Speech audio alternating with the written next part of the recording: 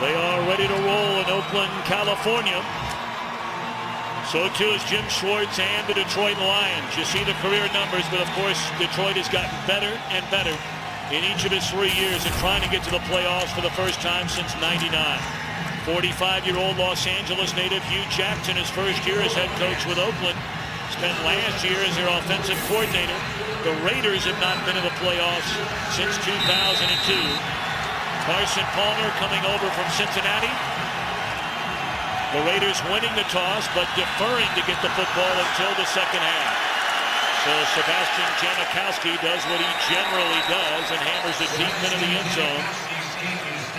That'll bring out Matthew Stafford, the #1 pick in the draft in 2009 out of the University of Georgia. The beneficiary of 6 Minnesota turnovers last week through a pair of touchdowns, and they welcome back Kevin Smith to the backfield. And that's big for them. They want to run the ball more. They're still going to win this game throwing the ball, but they're second to last in the league in rushing attempts. That love to balance that up today with Kevin Smith. Stafford, outside of the 3 games where he threw all those interceptions with a broken finger, has had an outstanding year. He dumps it off to Logan, and that is a gain of close to 20 on the first play from scrimmage for Detroit. The Raiders defensively are without, once again, the cornerback Chris Johnson, sadly losing his sister in a shooting. His mother was also shot. She continues to recuperate back in Dallas. They're also without starting safety Michael Huff. I want to see how Matt Giordano matches up with the tight end in Detroit, Brandon Pettigrew.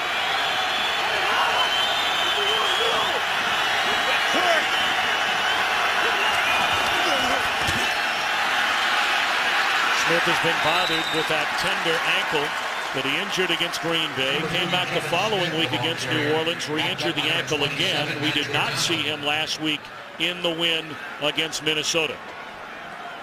And as I said earlier, the Detroit Lions know they need to have a certain amount of balance. They know where their bread is buttered, so to speak. They're going to throw the ball, but particularly on the road, you've got to at least have the prerequisite number of attempts just to try to keep a defense honest. Watch it.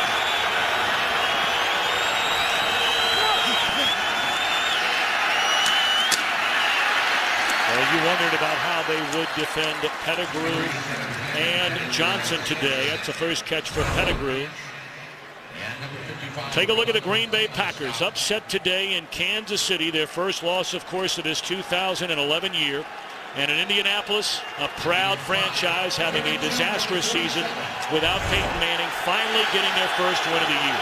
And that Detroit is that loss by Green Bay is substantial to Detroit. They closed the season against Green Bay. They'd love for Green Bay to not be playing for much in that game.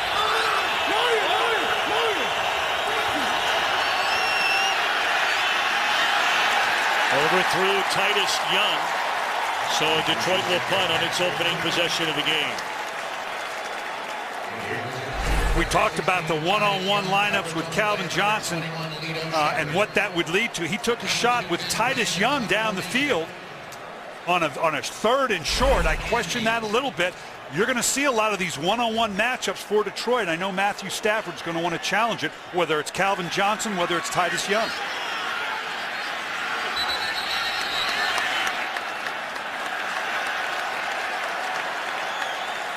Well, of course, penalties always a big story for both Detroit and the Raiders. False start, number 57. Offense, 5-yard penalty, 4th down. 2 of the 3 most penalized teams in the NFL this year. In fact, the Raiders have led their conference in penalties every season going back to 2003. And when you think of yourself as a playoff caliber team, and these 2 teams are in the thick of the playoff hunt right now, it can be as simple as those penalties and the yardage lost off of it that can make the difference in the game. Ben Graham, the Australian punter, end over end, taken by Brian McCann. And a nice return up to the 33-yard line. So now Palmer and the Raiders get the football for the first time when we return. Today's game on Fox is sponsored by Southwest Airlines. Find our fares online only at southwest.com.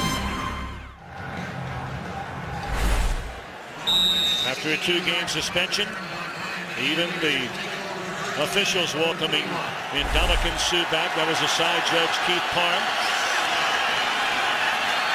We're suspended with Suh for that stomping of Green Bay offensive lineman Evan Dietrich Smith on Thanksgiving Day. Throwing a catch to Darius Hayward-Bay, the Raiders' leading receiver. Again without Darren McFadden, so Michael Bush again starts in the backfield. And I talked about the Raiders getting some receivers back. They have got great speed. You just saw Hayward-Bay, Denarius Moore, Lewis Murphy. They can get down the field. Not seeing McFadden since he was injured 7 weeks ago against Kansas City.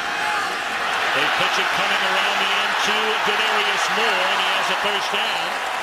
Moore playing for the first time in a month. He's been out the last 3 weeks with an injured foot. We talked about the speed of the receivers. Here you're going to see just the fake handoff and the little toss on the reverse. This is a great changeup for the Raiders. We said they had to run the ball well. They can go inside with Michael Bush, and they can get to the outside with all of these receivers. That's not the last reverse we're going to see today. Gain of 13 yards, the ball at their own 49-yard line. And Palmer lays off the screen to Michael Bush. And a big play in the short passing game to the Detroit 34-yard line, a pickup of 17. Well, naturally, when you talk about the pass rush of the Detroit Lions up the field, what do you want to do to negate it? Anytime you can get the screen game going, get these big linemen out in front of Michael Bush. He's kind of a downhill guy, but when you got nobody in front of you but except a couple big offensive linemen, you can go downhill for as long as you want. Bush is their leading rusher. He's their second leading receiver. He laid a blow on Chris Harris, who's injured. Today's game on Fox is sponsored by Bud Light, the official beer sponsor of the NFL. Here we go. Chris Harris shaken up on that collision with Michael Bush. Oakland with the ball at the Detroit 33-yard line. First down.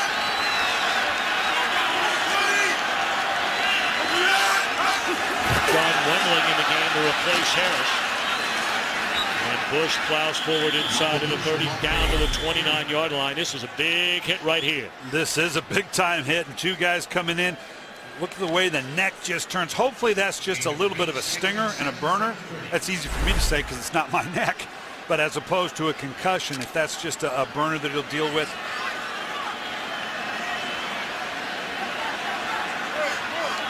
Harris walking off on his way back to the locker room.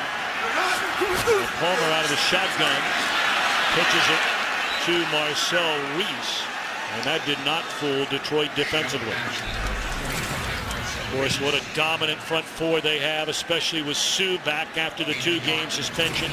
Avrill's having a monster year. He is, and they're anxious to see if they can test the interior of the Oakland Raider offensive line, which is a little smallish compared to the Suh, Sammy Hill, Corey Williams. That's a lot of beef in the middle of the defensive line for the Detroit Lions. Of course, Louis Jonas is not playing again. Has missed the last 3 weeks with the injured knee. So here's third down for Palmer. And it's caught, but it appears to be short of a first down by Chaz Schillings. So an early decision now for Hugh Jackson. It looks like it's going to be 4th down and a yard. Right now, it looks like he's going for it. He knows the importance of this game. He also knows that points can be a premium against a team like Detroit that has put a lot of points up on the board. Being this far down, this close to the end zone, kind of hard not to want to go after it. They bring in an additional offensive lineman, Stephen Heyer.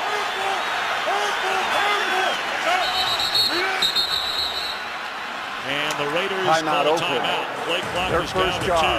Timeout. 4th down when we come back. Today's game is sponsored by Sprint. All football, no limits. Only from Sprint. By State Farm. For auto, home, life, and banking, get to a better state. And by Sherlock Holmes, A Game of Shadows. Now playing in theaters everywhere.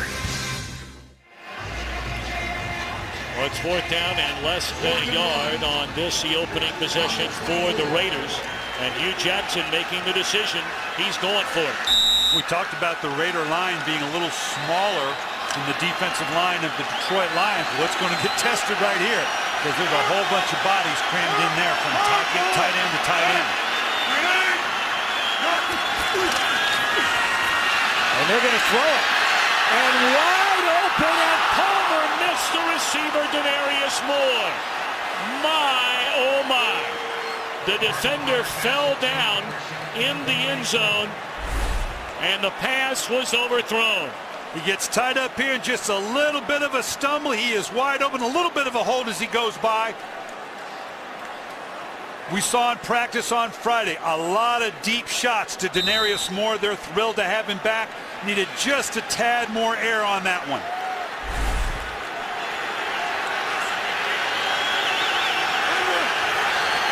So no points on their opening possession, and now the Lions get the ball for the second time in a game, and they go right to Calvin Johnson, and it's batted away. Well played by Stanford. Route looked like it was in the midst momentarily of Johnson, and he just slapped it out of there. Well, we've already seen a couple shots down the field. Detroit's taken a couple shots on that last 4th and 1 by Oakland. Big plays are going to be a premium today, and both are taking their shots. Pettigrew. And he appears to have enough for the first down. They spotted at the 35, and it is. You're going to see here Calvin Johnson cleared out for Brandon Pettigrew. This is a normal slant flat combination. Whichever way they want to react to it, and naturally they're going to gravitate towards taking away Calvin Johnson. That opens the door for tight end Brandon Pettigrew. That looked like a botch play right from the very snap of it. No penalty flags, at least none we can see. That had a very odd look to it, didn't it? Yeah, it looked like the entire Detroit Lion team didn't know the ball had been snapped, including quarterback Matt Stafford, and all of a sudden the ball was in his hands. Nobody moves. They're behind the count. They must have thought that they had drawn the Oakland Raiders offside and were waiting for either a whistle or a flag, and they got neither.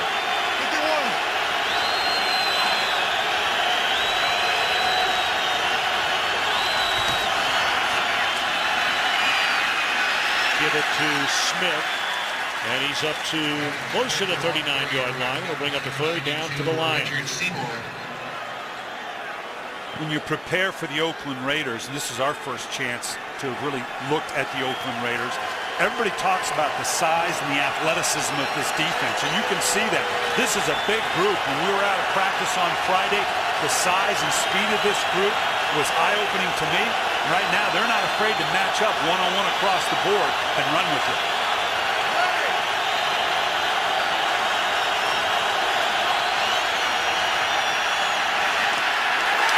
Batted away by Richard Seymour, the 6-time Pro Bowler.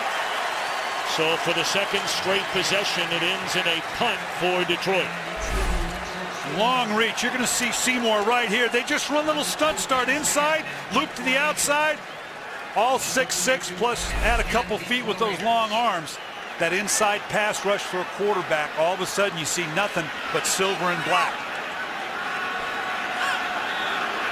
So now Graham on the punt for the second time. And McCann stands back waiting at his own 15. Short punt. And when you kick it end over end like that, and that's the way Graham kicks it every time, you're not going to get a big bounce.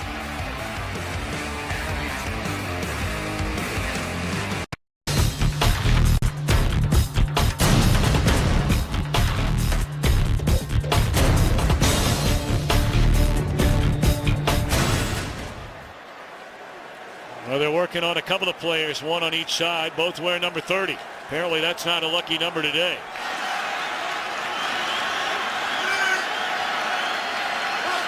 Raiders with the football for the second time and again. They give it to Reese, who brings it to the outside. Down the sideline. Still in bounds and run out of bounds all the way at the 20-yard line.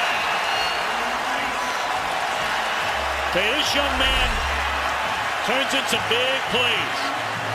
They have a lot of confidence in this guy, not only in the running game, but in the passing game. Right there, walking down the sideline, not sure if he was out of bounds or not. Just as he comes in here, they may look at this. Looks like he's out of bounds. That likely will bring about a challenge. Well, that's where they marked it. They got the call right at the 20-yard line. There's a challenge flag thrown on the field. Now, it looked like his foot stepped out where you see the black trim outside of the white line. And that is the 20-yard line, and that is where they have the football spotted. So perhaps Jim Schwartz feels as though he stepped out somewhere Detroit sooner. is challenging the ruling on the field of where the runner went out of bounds. So he didn't step out there. He did step out there, but you see it's a 20-yard line.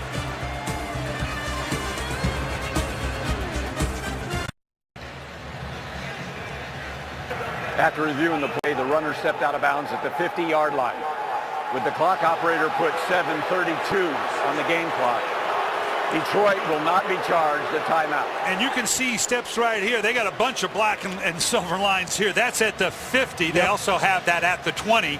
And you can see right here, that's right at the 50-yard line. I beg your pardon, when I saw that black and white stripe, they had them on the 20s and at midfield. Regardless, a good play. You see Khalif Barnes coming around here on a tackle trap, gobbling up a little bit of a hole there, just a little, but a huge hole. Again, we talk about it all the time against Detroit. These wide ends of the Detroit Lions sometimes create big running alleys through this wide 9 defense. Well, they're thinking one way, and Averill throws down Carson Palmer, and he'll be flagged for it. I'm not sure Averill knows there's a flag down. Personal foul, horse collar tackle, number 92 of the defense. The quarterback was out of the pocket, 15 yards from the spot of the foul, first down. And the key there, he is out of the pocket. You can see clearly he grabs him from behind with his hands in behind the shoulder pads. If this is within the pocket, there is no horse collar penalty inside the pocket, but clearly Palmer got outside the tackle box, and so the call came. Well, the 40 penalties in their last 4 games, we talked a lot about it last week.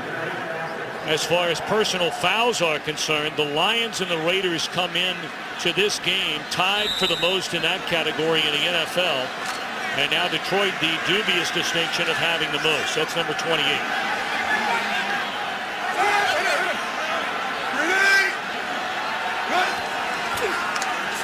Well, first down. And Palmer looking for the long ball down the sideline. No penalty flag.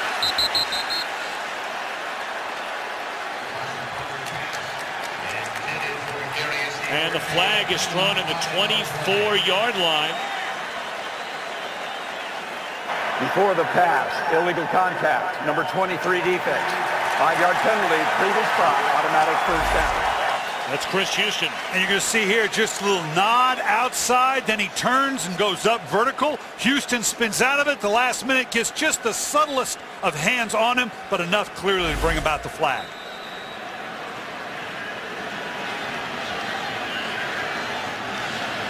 So again, we talk about the penalties, and you have to talk about it. And the difference they can make when you're down to these final 3 weeks. You're taking a look at Averill. He is having a great season for the Lions.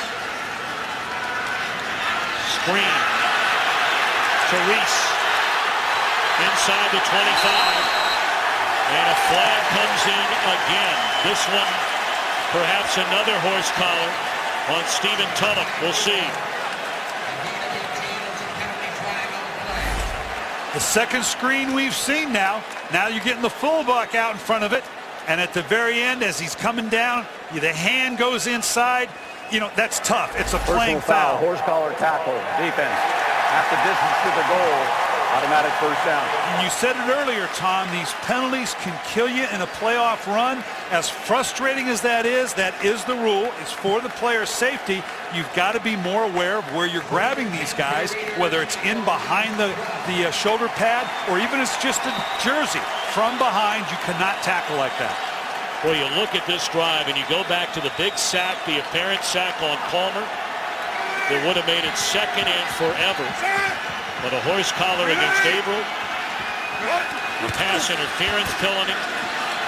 4 penalties, 37 yards. They hand it off to Murphy. He finds the end zone.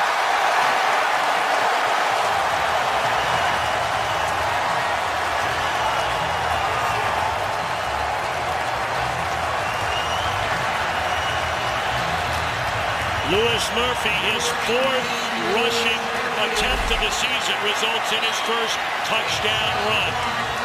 Watch how this collapses him down. He chases the running back, allowing Murphy to come around the edge with no defensive end keeping contained. The first half points scored by the Raiders since week 12 against Chicago. It's the first time they scored a touchdown in the first half of the game since week 11 at Minnesota. And now Sebastian Janikowski for the point after.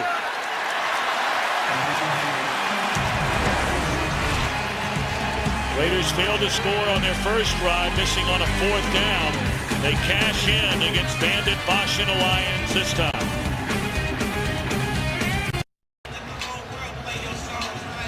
Well, tough duty for Kyle Van Der Bosch. Watch what the left side does right here. As they play fake to Michael Bush, everything collapses down, and now they've got the perfect position for the reverse. What this does, besides getting a touchdown, is now you've got those wide ends hesitating, waiting for that next reverse to come. That opens up the inside alleys for the running game for the Oakland Raiders going forward. 3 penalties on that drive for 32 yards, and of course that's 3 for 32. It doesn't include the lost sack.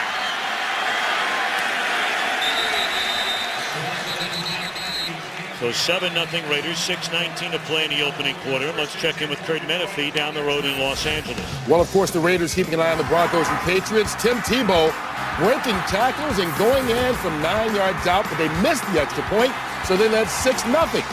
But New England came right back. Tom Brady picking up with Chad Ochocinco, his first touchdown of the season, 33 yards, and the Patriots have a 7-6 lead in what is an offensive slugfest so far. Tom, Brian? Kurt, you know everybody here in Oakland will be keeping an eye on that one.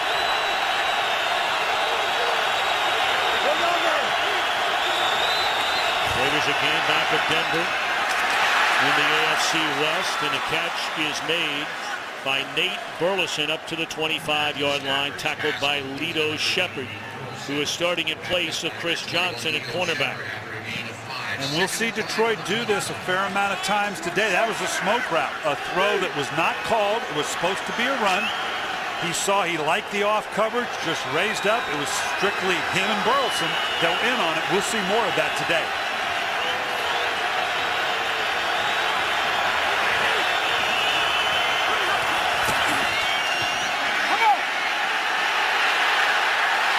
Stafford throws it out of bounds under heavy pressure, and they're looking for an intentional grounding call. A couple of officials are talking about it. Where was he, in the pocket or out of the pocket? The difference being that outside the pocket, all he has to do is get it past the line of scrimmage. They wait and confer about it. That's what this is about. What did you see? What did I see? Clearly deciding there that he was enough outside the pocket that all he had to do was get past the line of scrimmage with the ball. Hugh Jackson accepting the explanation, so here's a 3rd and 5.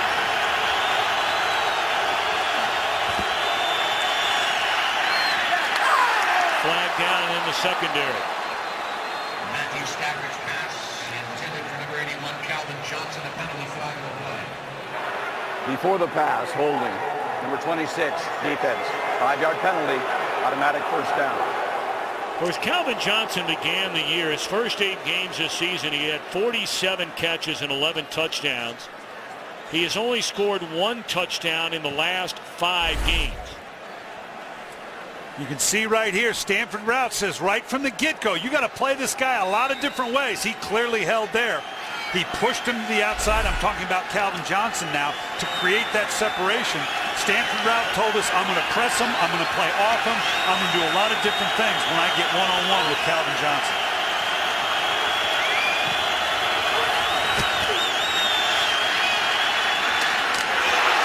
Is it a catch? No. Official immediately says no. Nate Burleson, the intended receiver. Stanford route coming off the outside coverage there. Kind of surprised Burleson. They thought he had cleared out with the outside receiver. That surprised both Stafford and Burleson. Of course, it hurt Burleson a lot more than it did Stafford. Burleson's had a nice year. In fact, he has been their leading receiver going back to week 9. But he's also been plagued with drops. That's his 8th.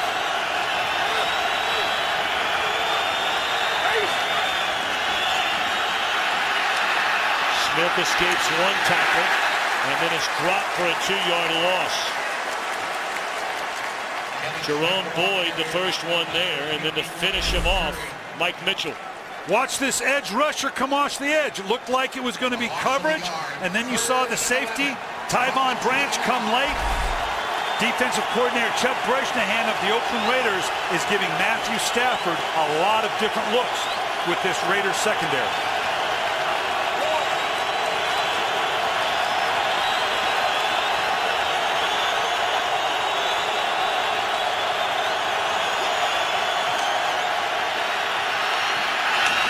Third and 11, and that's a 13-yard reception made by the rookie out of Boise State, Titus Young. Last week had a 57-yard touchdown reception. Great timing by the rookie Titus Young and Matthew Stafford. That ball needed to be on the way before Titus Young even started his turn. The ultimate trust between a quarterback and a receiver for a big third down conversion. Those are the numbers last week for Young. He had a 25-yard reception in the third quarter.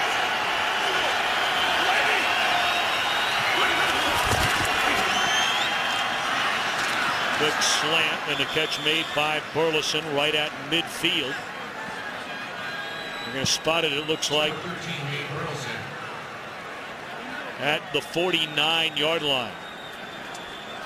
Another one of those smoke routes I talked about, Tom, where again the quarterback, if he likes the one-on-one matchup on the outside, everybody else was running a run play. Everybody else thought it was a run, but he saw he had no underneath coverage because of the reacting to the run. He's going to raise up and take this chump change anytime he can get it. So the 6-yard pickup on first down, 2nd and 4. Stafford looking for Johnson. He's got it. And he's into the end zone. A touchdown for Calvin Johnson.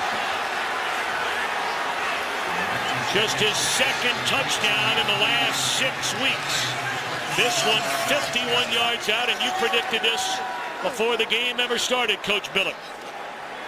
Well, one of the ways to get Calvin Johnson off of bracket coverage or double coverage, they're going to short motion him here. Deep drop by Matthew Stafford. Look, he goes right over the top. It looked like he thought he was going to get help from Mike Mitchell. Tyvon Branch turns around and kind of like, hey man, weren't you supposed to be deeper than the deepest? You weren't there. By the way, that's Calvin Johnson in the end zone.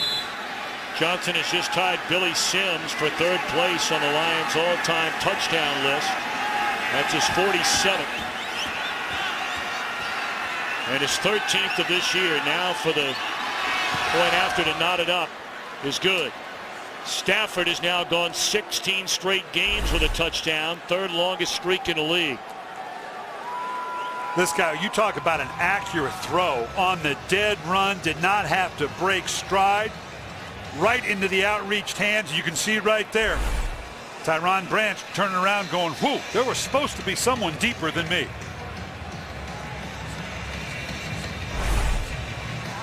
You can see as he comes in here, we're going to give you one more look. Right over the top. He got held up. I'm talking about not Tyvon Branch, but Mike Mitchell, because he saw Titus Young coming across underneath. That grabbed his attention just enough for Calvin Johnson to get in behind him. That looks like one of our production meetings right when we're set to go.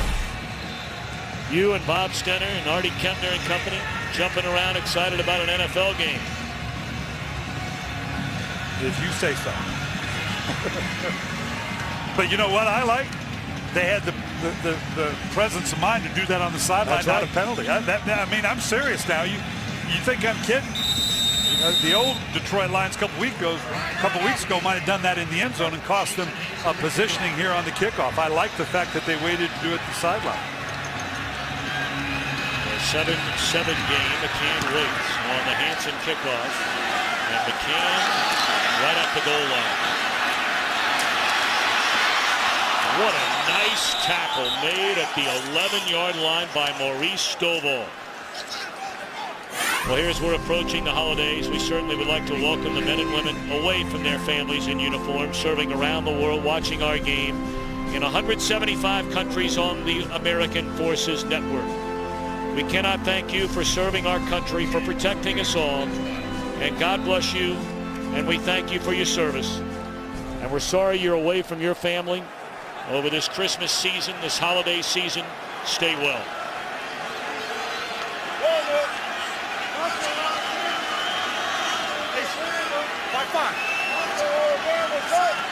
This looks like it might be a run check. Yes, it is. Michael Bush for a yard. We check in downstairs along the sideline for the first time. Hi, Laura Oakman. Hi, Tom. You talked earlier about Ndamukong Suh's return. He did not address his team this week formally, but wide receiver Nate Burleson told me he didn't have to. He said it's like a guy coming back from injury. He doesn't stand up and announce, hey, guys, I'm healthy. He said the most important thing, he has a clear understanding of what he did, how big the spotlight on him is right now, and how stupid one individual mistake can be and how much it can affect our entire team, our entire sole focus, which is solely making the playoffs. He gets that, is what he said. Laura, thank you. Catch made by Murphy up to the 21-yard line. He had the touchdown run, you may remember, on their last drive. I think it's safe to say, Brian, and you and I have had a chance to spend a little bit of time around Ndamukong Suh, not this week. He said what he wanted to say earlier in the week, but he is a very, very likable young man. I mean, you get into all the Freudian theories about what happens when he gets on the field, but just as far as a young man is concerned, very enjoyable to be around. And what he has to learn is to get that maturity of understanding how that passion, as strong as it may be, and you love to see it in a player, has to be kept within certain bounds. Well, they run it right out the interior of that Detroit defensive front, and Bush for the first down up to the 24-yard line.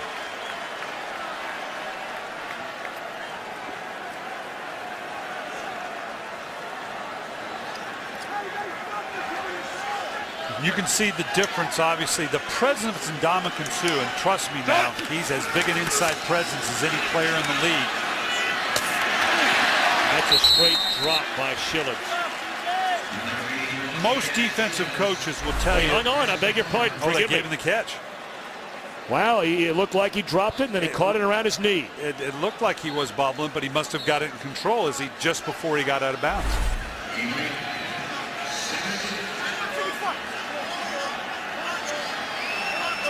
A nice recovery there by Schilling.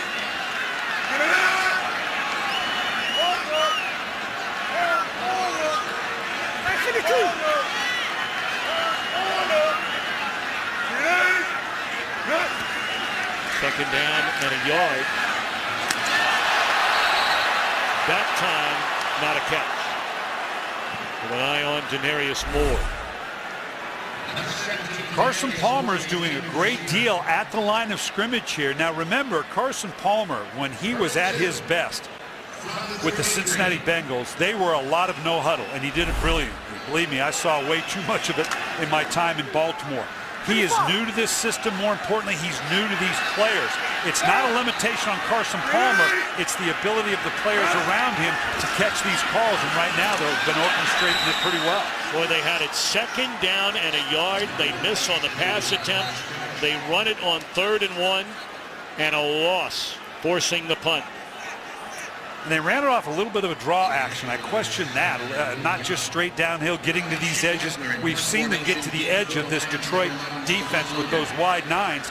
To run a 3rd and 1 on a delayed action is a little questionable. Leckler, one of the game's very best punters, blasts this one, sending Logan back to the 12-yard line, and good coverage by the Raiders. The Raiders may have their ups and downs on offense and defense, but when it comes to their punter and their field goal kicker, there is no team better than the Oakland Raiders.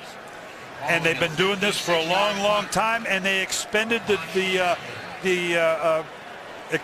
what I'm looking for is they expended the resources to get those guys because they drafted them. I remembered they got criticized when they drafted these guys. Same draft. Janikowski was a first-round pick. People are going, what are you doing drafting a kicker with a first-round pick?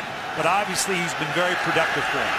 They got them both in that 2000 draft. Janikowski in the first round and Leckler in the 5th round out of Texas A&M.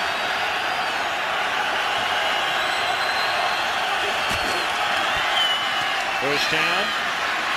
And the catch made on the far side of the field by Nate Burleson. He's very close to a first down.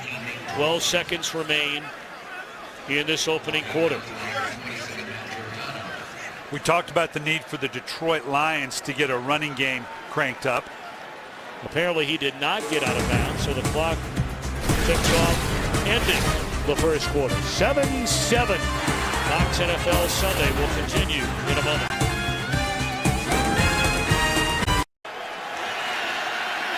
Set to begin the second quarter here in Oakland. 7-7 game, second down and a yard for Detroit. On its own 27-yard line.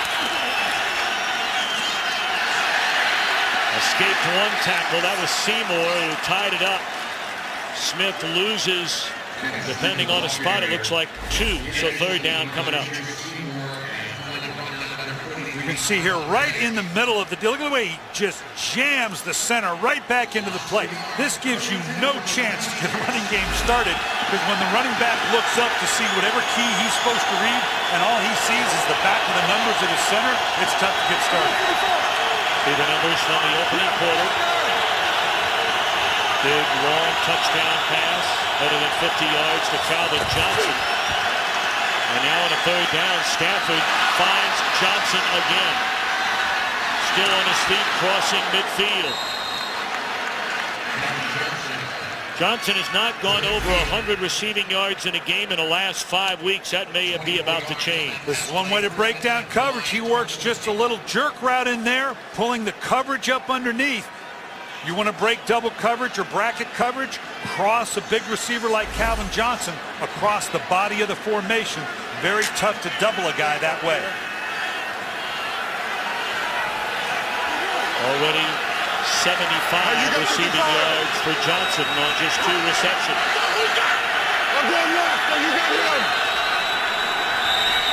Timeout. Timeout Detroit. They're first.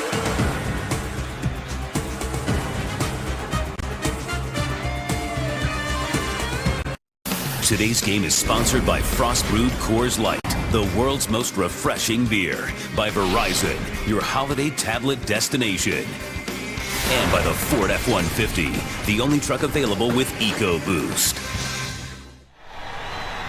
Check London Square. Always a good stop along the waterfront here in Oakland. First down at 10 Lions. At midfield in a 7-7 game. Stafford hit as he threw, and it's incomplete, 2nd and 10. I want you to see the throwing action of Matthew Stafford. This is on the touchdown to Calvin Johnson. Again, classic overarm, beautifully thrown ball. But on that last third down, I want you to watch what he does here. He sees the only alley he has to get the thing completed is to flick this thing sidearm. I love what I'm seeing in Matthew Stafford, the accuracy that he can have. Remember, he was having difficulty with the index finger on his throwing hand. It is completely healed, and he's delivering the ball any way he has to be successful.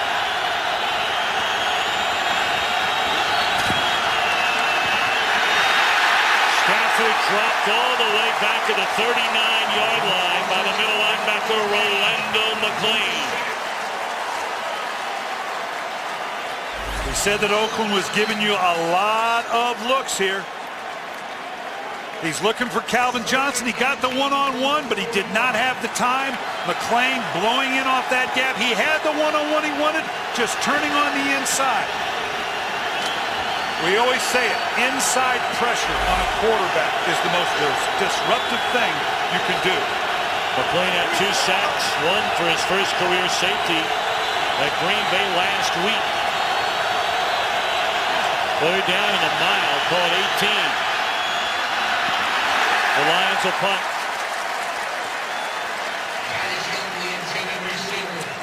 Let's check in on some early headlines and headliners from action early on today around the NFL. Boy, New Orleans looks mighty strong. 5 touchdowns for Breeze. We talked about Kansas City, the shocker, beating Green Bay. The Lions lose for the first time this year. For the Packers will play these Lions. Final weekend of the year at Lambeau Field. That time that end-over-end punting style of Graham lands the right way and trickles all the way down inside the 10. And a nice job to handle the snap. 52-yard punt.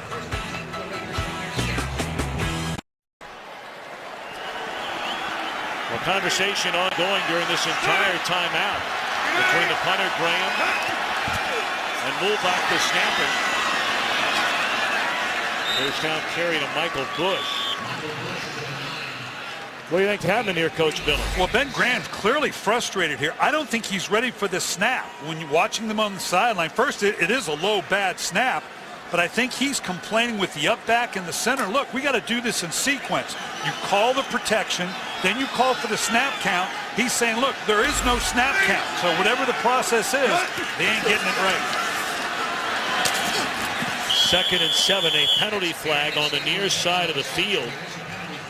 A long ways away from where Palmer was playing pitch and catch with Hayward Bay. Illegal formation offense. Number 17 covered up the online receiver. Half the distance to the goal. Repeat second down. That's Denarius Moore we talked about just coming back into the lineup, and it's these types of penalties. You know, we're talking a great deal about penalties for both teams, and obviously the knucklehead penalties there's no room for. But the ones that drive coaches nuts are the pre-snap penalties. And that's not subjective now. If the guy's lined up wrong, he's lined up wrong. If you jump off sides, you jump off sides. That's not being picked on. That's not the officials are watching for something. It's illegal, and now you backed yourself up into the shadow of your own goalpost. Hayward Bay still on his feet up to the 38-yard line. That's a first down.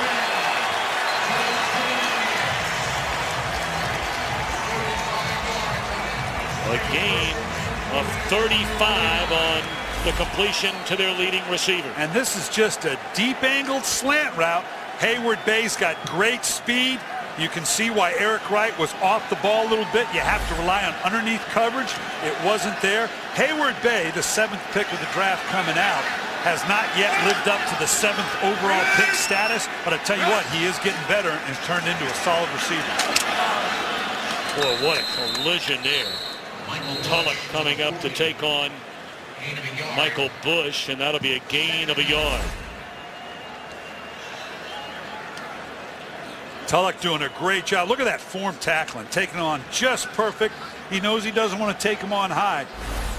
That's exactly what you want out of a linebacker that can read and recognize, pull the trigger, and then fill the hole.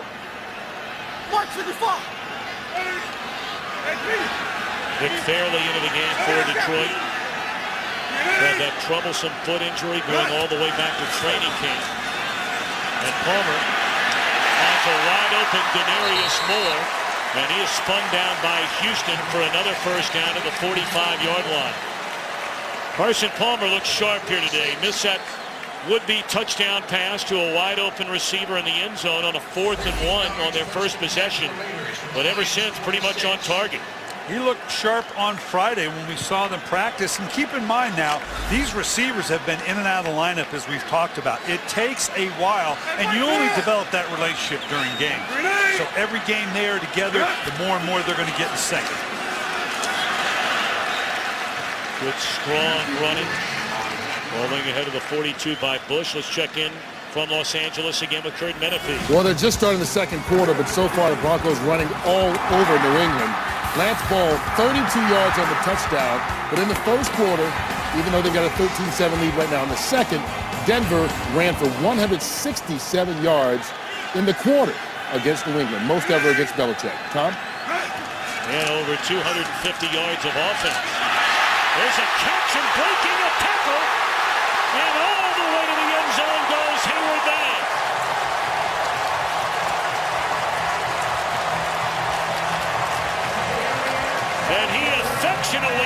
into the black hole.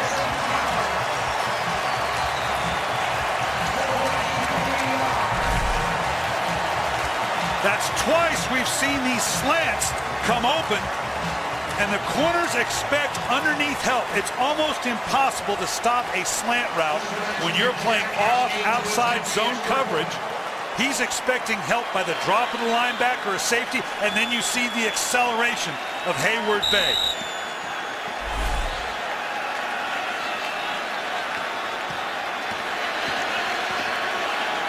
Well, Palmer has hit on 10 of 12, 158 yards, and now a touchdown. And Janikowski makes it a 7-point lead with 9:07 to play here in the opening half.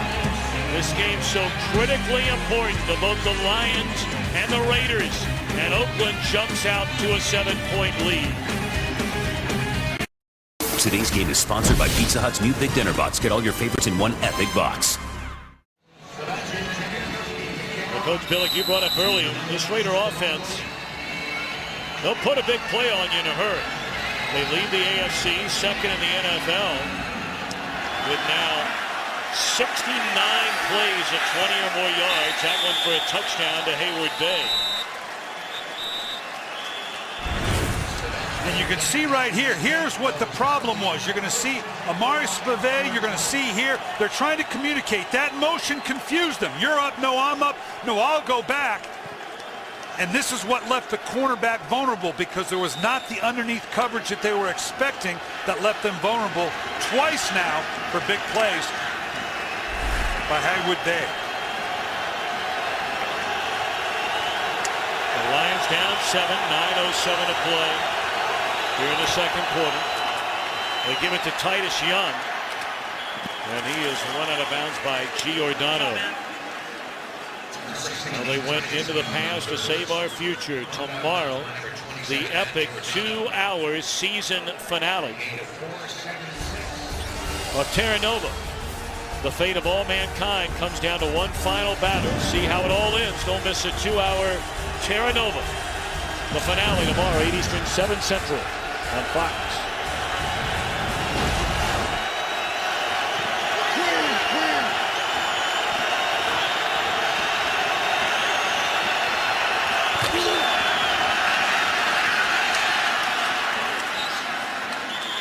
Smith up to the 27-yard line. Will bring up 3rd down and 3. And even though it's only a 7-point game, you know, they hit the one big play in this game to Calvin Johnson. Outside of that, it's really not been a whole lot for Detroit on offense so far. No, and it's putting a lot on Matthew Stafford, because as we said earlier, there's only they're second to last in the league in rushing attempts. They don't have the balance they'd like to have. It really does fall in the arm of Matthew Stafford, and they've not been able to sustain anything thus far to continue drives down the field, other than, as you said, the one big play. Burleson, good strong running to get to a first down after the catch up to the 32-yard line. Last week when we had these guys against the Minnesota Vikings, here you can see Calvin Johnson here. They do double Calvin Johnson. I said he's going to see a lot of one-on-one, but they're going to try to keep someone over the top of him as well.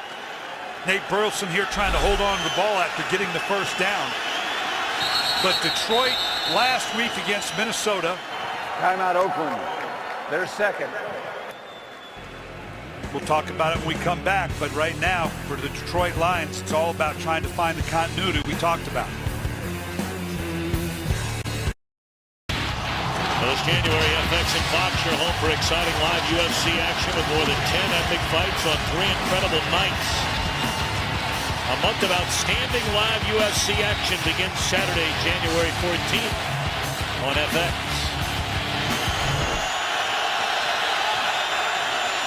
First and 10 Lions from their own 31, trailing 14-7.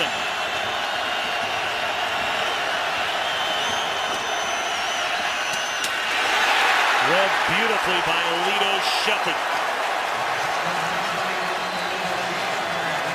Shepherd's been around a long time, his 10th year out of Florida, 7 of the 10 years in Philadelphia. And we said these outside quick throws are basically the running game of the Detroit Lions. And when you come up and make an open field tackle like that by Shepherd, That's the same as stoning a running back at the line of scrimmage. Put you now in a 2nd and long.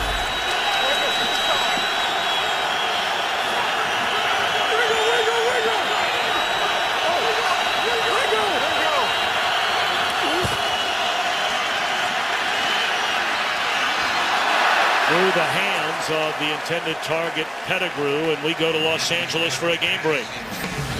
Hey, watch out for the Philadelphia Eagles. Michael Vick with the 11-yard rushing touchdown. That's his first of the year. It puts them up 21-0 on the Jets. And Tom, Brian, and Laura, if there ends up a 3-way tie in the East, which it could, the Eagles would win the division.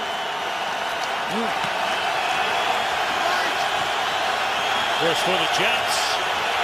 Right now, they're the leaders for that final spot in the AFC playoffs. That could change dramatically. After Cincinnati won earlier today, blitz coming. They get it away. But taken down is Smith. A gain of 3, and again the Lions will punt. I mean, really, this offense has been almost exclusively the one big pass to Calvin Johnson, resulting in their only score. Last week against the Minnesota Vikings, and here you're just going to see again a great open field tackle. Here comes the pressure.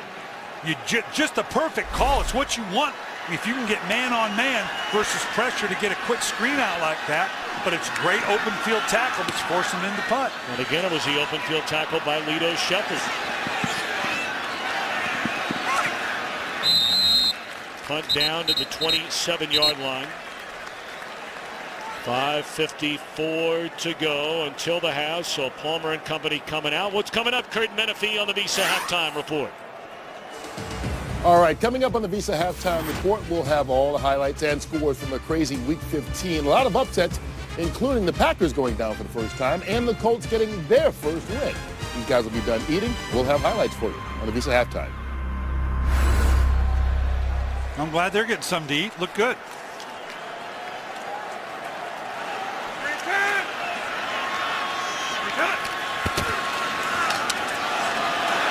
Moore slips a tackle, but unable to gain much yardage, maybe a half a yard. You know, we were saying before, Tom, about last week when we had the Detroit Lions versus the Minnesota Vikings, Matthew Stafford made the point that, look, we got to be efficient because they're not going to give us big play opportunities. He was 20 of 29, very efficient in that win. He's had plenty of opportunities here to make big plays.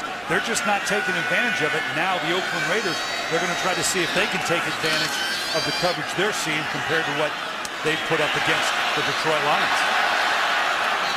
Bush spun out of a tackle by Justin Durant and picks up a couple of yards.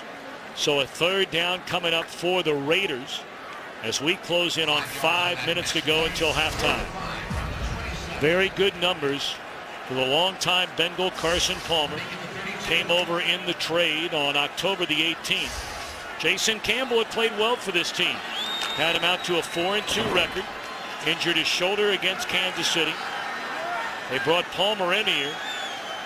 He lost his first start, then won 3 in a row, but they've had back-to-back embarrassing losses on the road. Talk about an open field tackle. It doesn't get much better than that. Another number 21, Eric Wright. That's huge when you can get your secondary to come up by way of Eric Wright here on the fullback, Reese, and be able to square up. This is a big man versus little man, and as Deion Sanders would say, this is a business decision. I'm going to take this guy on low. But that's a great open field tackle. We've seen good open field tackles from both secondaries so far in the game.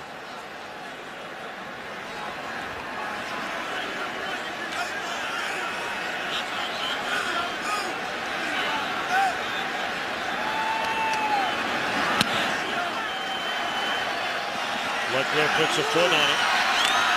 Returnable here for Logan.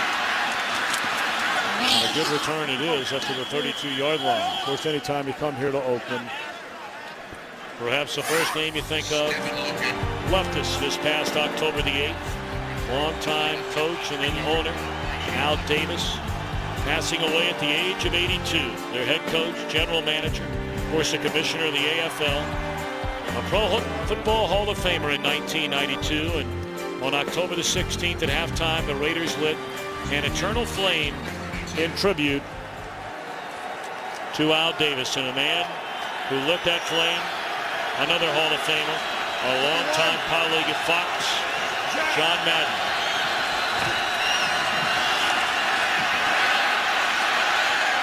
John looks good. I know everybody misses him. I know all the fans miss him doing games. Yet he's watching when you sit and visit with him. He's watching all the games. I guess at home he has just like multiple screens. It's like a whole. It's like the trucks here that we work with every week. He's got that at home. He's watching all the games all the time. Can't get enough football for him. He's enjoying life right now. Looks good. Good for him. Spending more time with his family these days.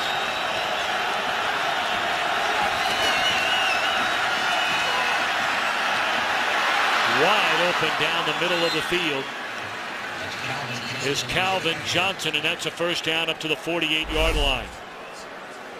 Now he's got coverage over the top, but the underneath coverage get pulled up with the underneath routes. So they're looking for these dig routes, these multi-leveled routes that allows a Calvin Johnson to get open in behind the linebacker and safety level. Offside, number 93 defense, 5-yard penalty, still first down. Tommy Kelly, a durable, productive defensive tackle, was a Pro Bowl alternate a season ago as Kelly.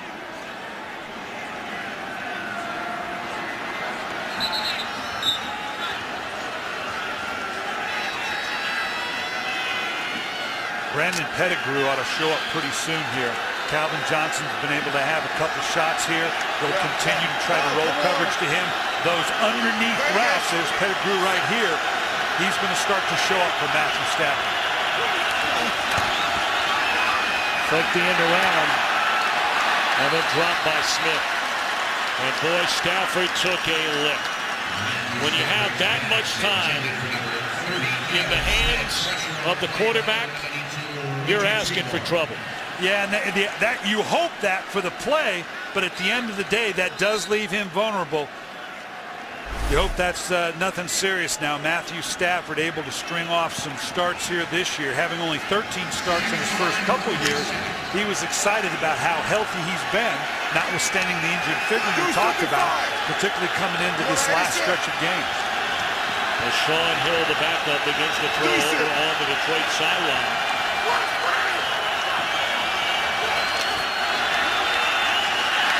Smith lost his footing, and you wonder if some of that might have to do with some of the weakness in that ankle.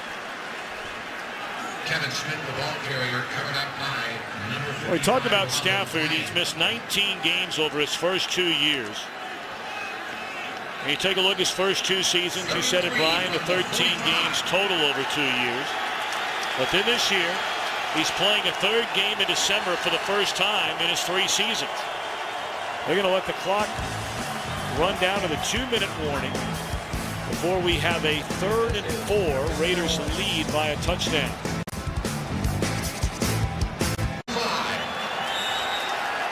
Mr. and Mrs. Claus enjoying the action today here from Oakland, California.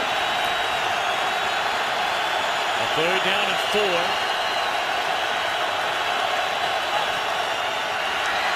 4. Good protection this time. And again, it is Johnson, and that's good enough for a first down to the 39-yard line.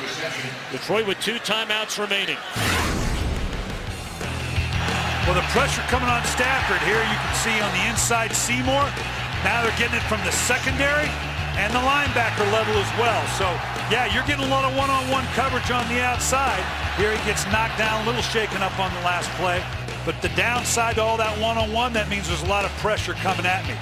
Once again, Calvin Johnson working across the body of the formation to get a catch. Good protection again. And it's Burleson still on his feet inside the 5 in the end zone for Nate Burleson.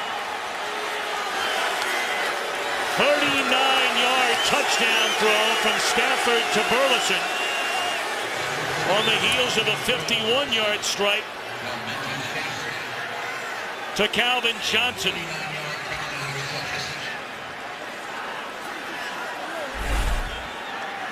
He just comes in behind the body of the defense, just throttles down subtly in behind Branch.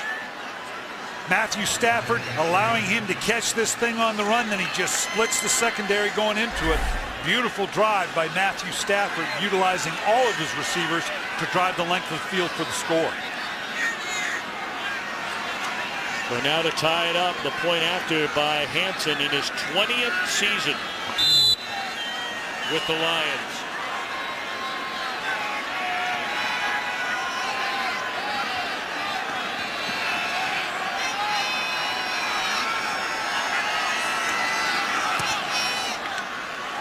$14 all.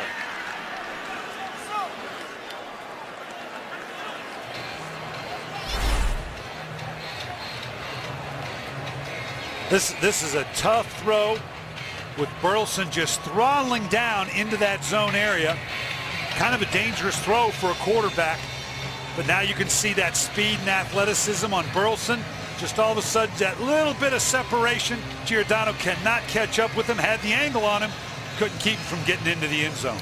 Nate Burleson, there were some that felt like after he left Minnesota and went to Seattle that perhaps he was on the downside of his career when he joined Detroit a season ago. He is putting together a very impressive year. Well, I think the key was he went to Seattle and they wanted him to be the #1 guy. And I don't think he is that. And when I say that, sometimes people think I'm criticizing. I'm not. I mean, you all have to have specific roles. Calvin Johnson's the #1 guy. Nate Burleson with his speed and athleticism is a perfect complement. And you're talking about a guy that could catch 60, 70 balls a year as a #2. There's nothing wrong with being a complement to Calvin Johnson. Well, you hear it all the time in baseball. There's some guys that may be a #2 starter and they're not ready to be the #1 guy. No different when it comes to wide receivers, perhaps even running backs in football. We talk about it frequently. So now McCann, deep in his own end zone, elects to bring it out. And he's up to the 22-yard line. 1:09 to play until the half, and the Raiders have one timeout remaining. And we remind you, coming up on the Visa halftime report, the guys in Los Angeles will tell you about the Packers' bid for a perfect season. No more comes to an end today in Kansas City. And the Colts finally able to get their first win of the year. That and everything going on in the playoff picture. Chicago hammered today at Soldier Field by surging Seattle. You're going to have to get a slide rule to figure out what win means what to what loss and what that playoff picture is.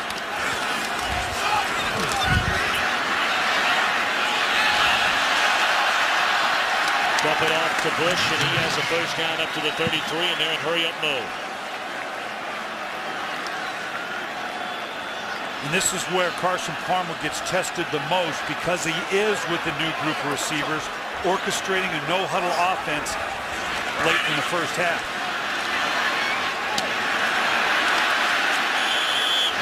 Wisely, Houshmandzadeh able to get out of bounds. Was Houshmandzadeh and Palmer so good together all those years in Cincinnati. Won a couple of division titles together. And that's why they brought Houshmandzadeh in, because as I just said, Carson Palmer's got a new group of receivers to get used to. He needed that one guy he had a comfort zone with, someone he could lean on in a critical situation because he is so new to this receiving corps. Screen to Bush, blocking in front of him. And he's up to midfield. You saw Janikowski. Let's not forget, he has hit from 63 yards this season. That's right, 63 yards, which ties an NFL record long. Now they've got one timeout left, do the Raiders here, and obviously with the range of Janikowski, what you're talking about, they'd like to hold on to that timeout. They're at 26 seconds right now. So they're going to get a playoff. They'd like not to have to use that timeout to call the next play. They'd like to keep that in their back pocket to bring him on the field if need be.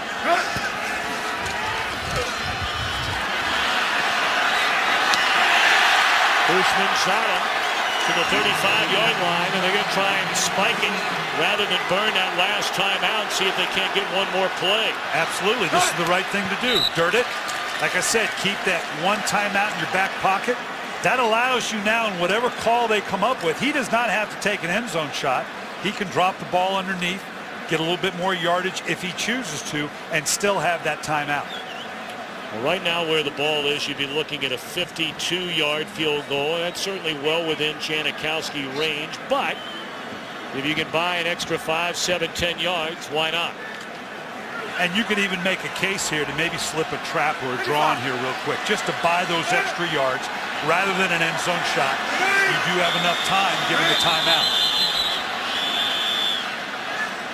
Well, the Lions call the timeout. 30-second timeout. Well, to give Palmer a chance to come over to the sideline and talk about what they want to do here. I think the Lions got caught. They had been moved the ball down the field in a 3-wide receiver configuration by the Raiders. They had slipped 2 tight ends in on that last play. I'm not sure they had the right personnel grouping in there to match up with what they thought the Raiders were going to do out of the 2 tight end alignment.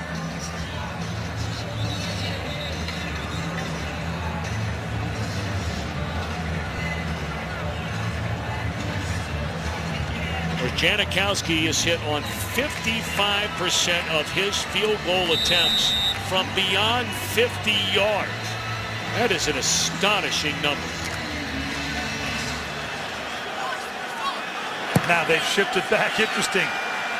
Oakland's gone back to the 3 wides configuration. Different one that they just had in the game. He said they might run it to get a few extra yards, and that's precisely what they'll do, and they'll call the timeout. And that's a good call. You could have taken a look for the shot down the field, dropped it off. 10 seconds might have gotten a little dicey depending upon how long the ball carrier would have had, but a quick trap or draw like that buys you an extra few yards. That timeout in your back pocket allows you to do all those things.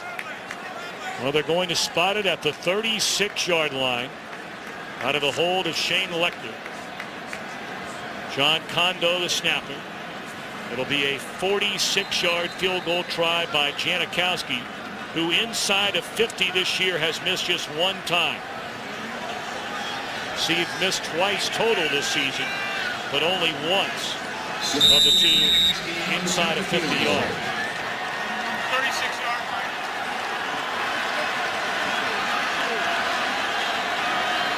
So a bid for the lead at halftime. Good snap. The hold is there, and this guy is automatic. Wow.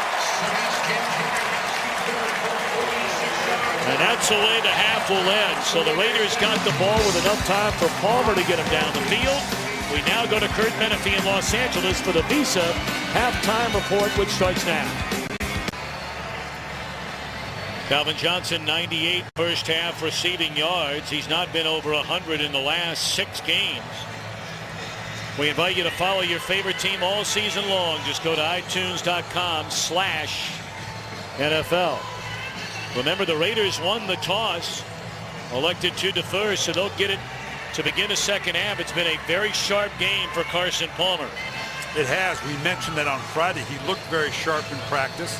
The question for me all along has been Carson Palmer. Is he healthy? Coming back from the injuries he's had the last couple of years, he's throwing the ball very, very well, and he's getting more and more in tune with this new receiving group that he's with. Well, you notice it is not Brian McCann. It is Tyvon Branch who awaits a kick from Hansen. Well, the second half is underway, and Branch thought about it. They just put him back there, and look out! Branch! Penalty flag down, still on his feet. Another flag down, and all the way to the 30. A huge hit, but was it an illegal block? Down around the 8-yard line, and a pair of Lions are hurt on the field. The guy who took the hit at one end, Don Carey. Return, personal foul, blindside block, number 30 of the return team. Half the distance to the goal. First down. That's a hit on Boyd right there on Carey. Yeah, and that was a clear head shot from behind. Boy, that's a dangerous hit right there. That wipes out a 76-yard return, and thankfully Don Carey is okay.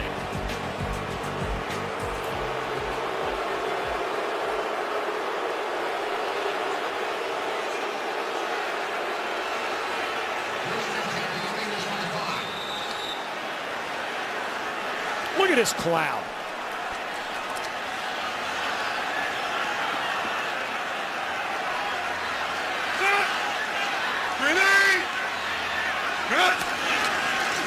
So first down, and the throw and the catch is made by Hayward Bay, and that's good enough for a first down up to the 18-yard line.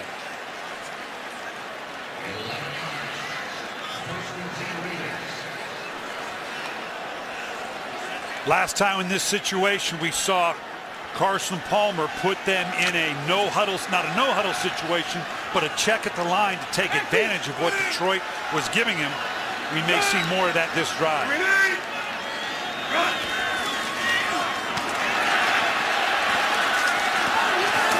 Been a nice day so far for Darius Hayward Bay. And that'll move the chains again. Yeah, and this is another one of what we keep calling these smoke routes. When you see off coverage like this may very well have been the run. But Carson Palmer, particularly with the speed that he has available to him in Oakland, he's going to get them the ball out there very quickly for one-on-one. All they have to do is break one tackle. They have the kind of speed they can go the distance.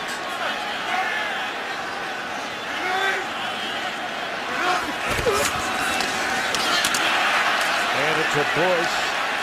And a good carry up to the 35-yard line. Let's check in with Laura Oakland. I talked to Jim Schwartz, who said the Raiders came out so aggressively, offensively and defensively. We did not match their intensity. Said we need to be more aggressive, especially on defense, rushing the passer.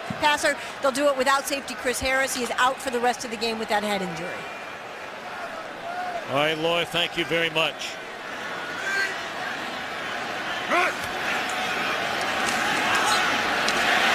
There's pitch and catch over on this side of the field, right in front of Chris Houston. We keep seeing the same thing. Carson Palmer says, you keep wanting to play off. Look at this off coverage here. You keep wanting to play that way. I'll take this one-step hitch. I'll take this little quick 10-yard hitch. It's just a deeper hitch. It's just a quick out on the outside. And as long as these corners from Detroit will play off, Carson Palmer is going to continue to do this. What he may look for now is a little stop and go. Get them to jump now on that hitch or that stop route and then go vertical in behind it. Flag down. No gain on the carry by Bush. But we wait on the penalty. Offside. Defense, 5-yard penalty, repeat first down.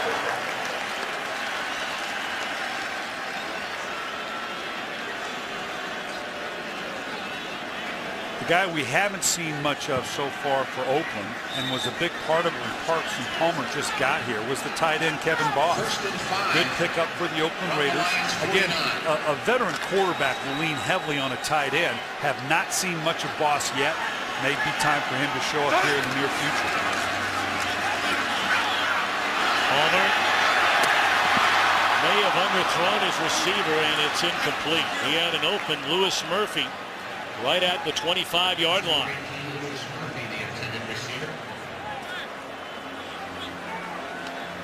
Well, Alfonso Smith came out late underneath that deep outside throw. That's what caused Palmer to hold up just a little bit.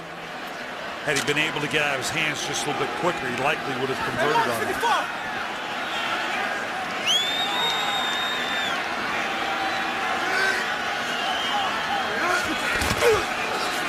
Second down and 5, and they'll put it in the hands of Bush. That did not fool the Lions on defense. It's third down.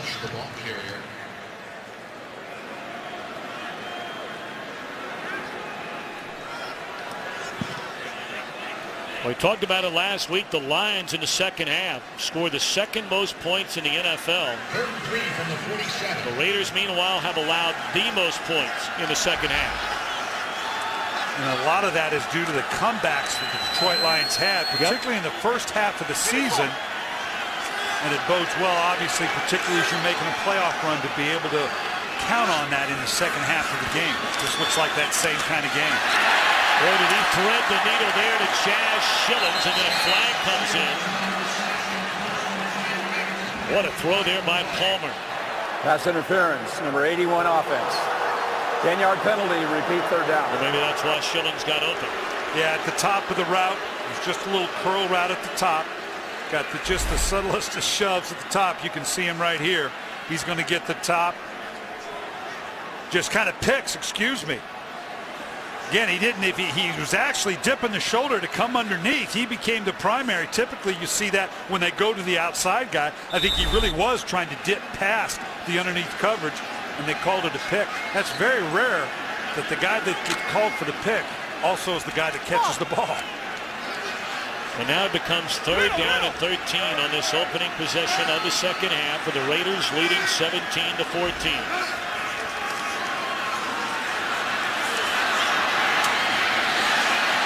Usmanzada. A step behind Bush. And he's tackled at the 47-yard line. That'll be short of a first down, so the Raiders punt.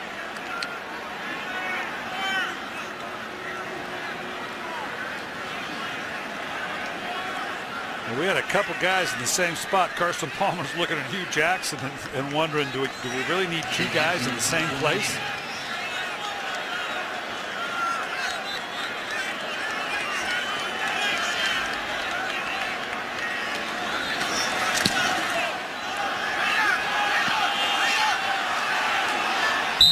Logan, the fair catch at the 11.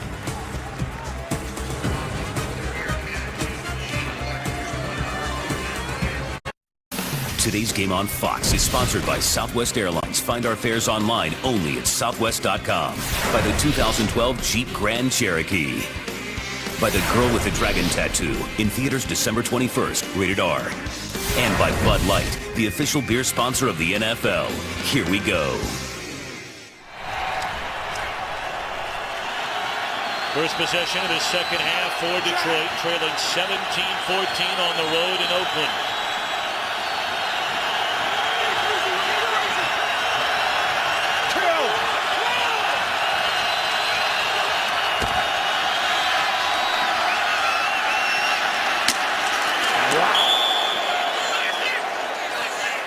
What a blow delivered by Mike Mitchell out of Ohio University. His alma mater getting their first ever bowl win yesterday, and maybe this is part of the celebration. Yeah, this was this crossed his eyes a little bit now. He's coming out because that was a heck of a hit. He had to come out and take a blow on that one. Kind of shake the cobwebs out.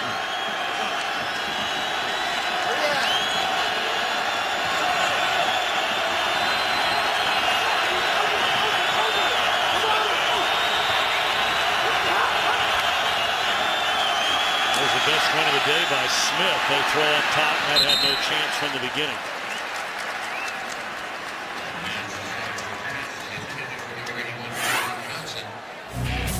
Well, you go back to the start of this one.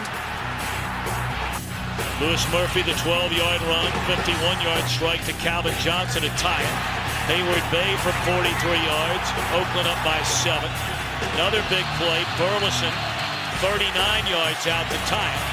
And then Janikowski gave him the lead, hitting a field goal on the final play of the first half.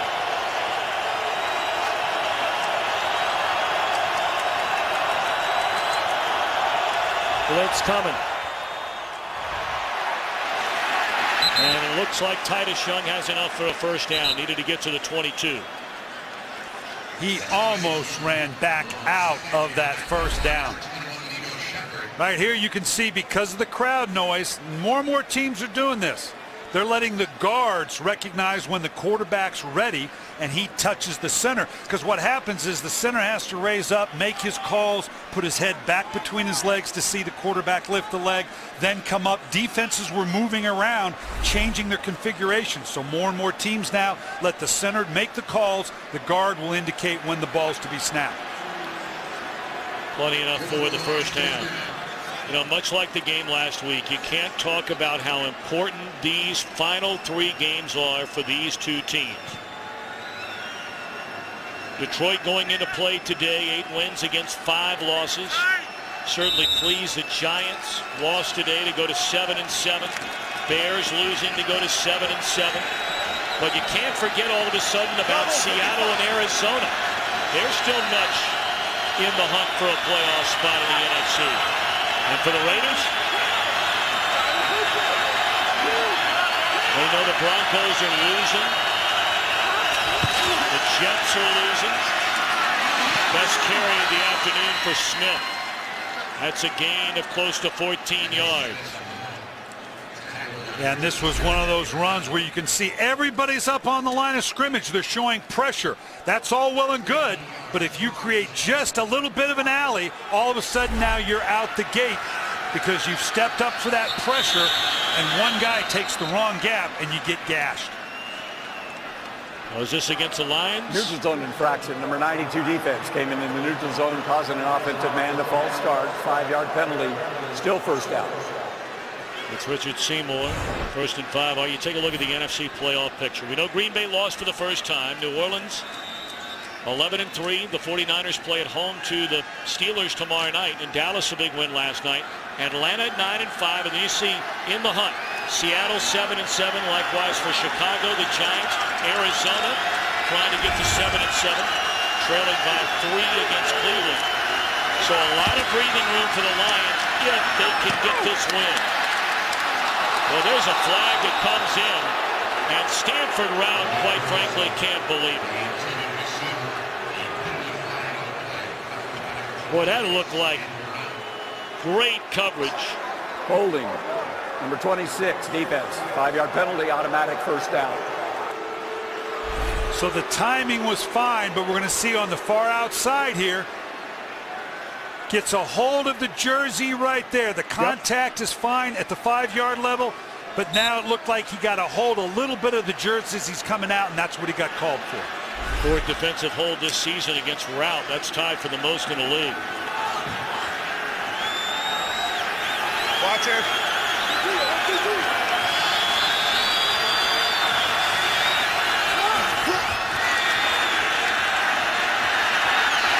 Stafford steps up. And misses down the middle of the field to Titus Young.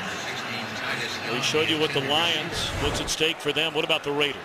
We told you Denver right now is trailing. Houston lost earlier today, but already a division champion. New England trying to clinch the AFC East. Cincinnati wins today. Tennessee loses. The Jets are losing against Philadelphia. And what makes that significant, most people have assumed that the winner of the AFC West would be the only one to make the playoffs. But the way this is shaping up, there are still some wild card possibilities for either Denver or Oakland. Yep.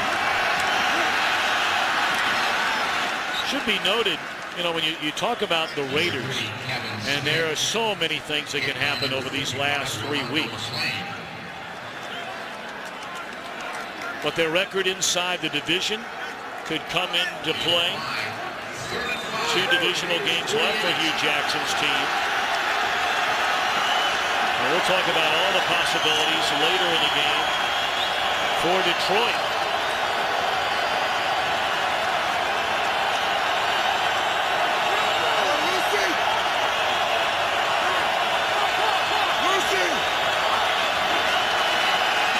And a 3rd and 4. Stafford hit as he throws. Boy, is he whacked. Back there off the corner by Lito Shepherd. And it's a good thing that Lito Shepherd got here. He comes in from the outside. Had he not caused this little bit of a high throw by Stafford, he had Calvin Johnson down the middle of the field. He might have gone the distance had Stafford had the right amount of time to size that up better.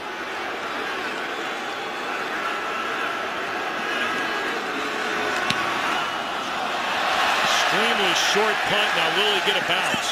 Yes, he did. And Houshmandzadeh back. And a flag comes in at the end of that play. Or was he just throwing it down there to spot where the ball went out of bounds?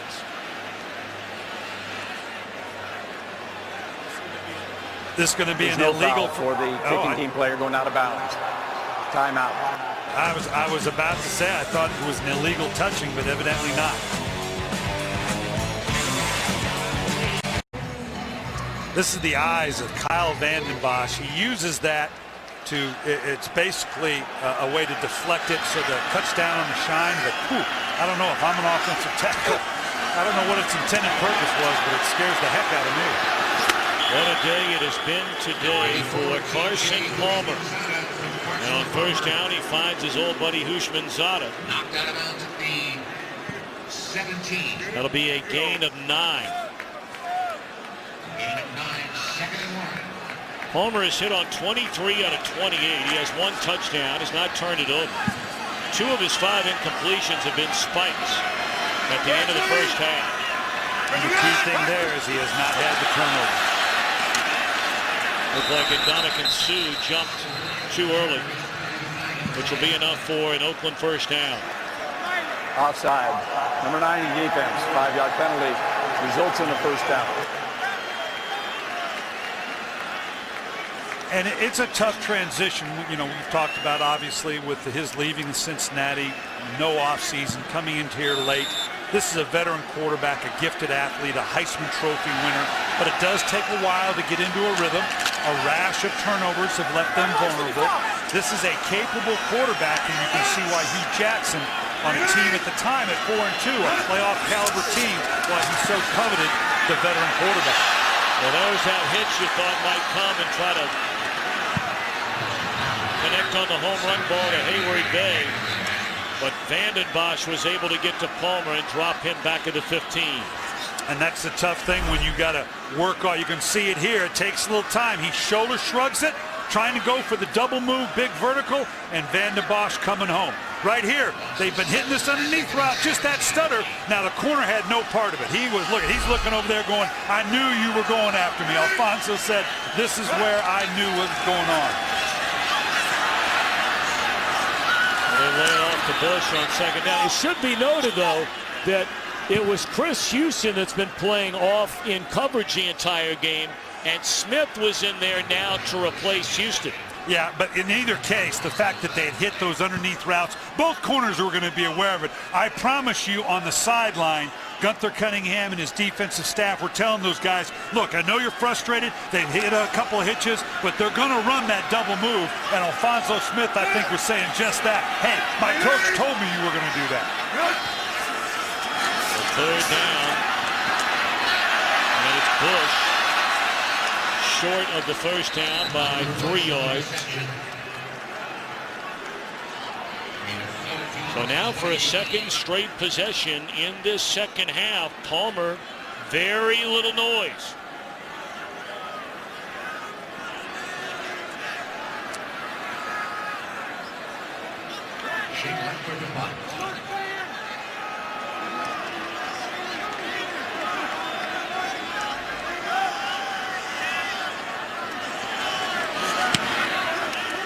Leckler short for him, but he gets a bounce into the hands of Logan.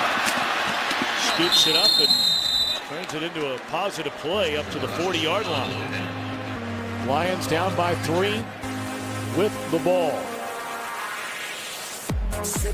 Today's game on Fox is sponsored by Verizon. Call ** NFL to download NFL Mobile only from Verizon.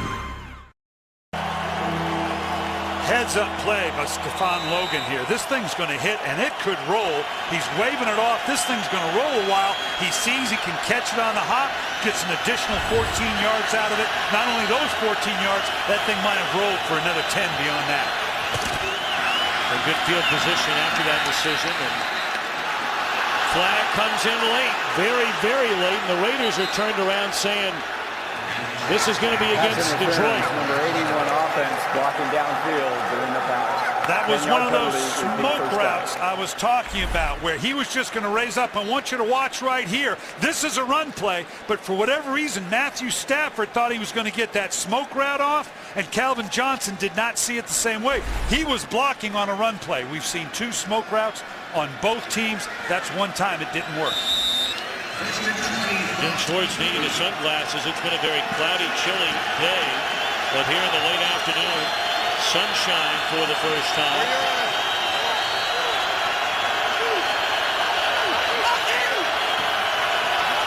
After the 10-yard penalty, it's 1st and 20. And that's Johnson, who gets 17 of the needed 20. I'd like to remind you can get coverage of every NFL game with NFL Mobile. Call ** NFL right now. And the Lions going into no huddle. That's a good call. They're getting a lot of different looks from Oakland. Maybe this will calm some of those looks down.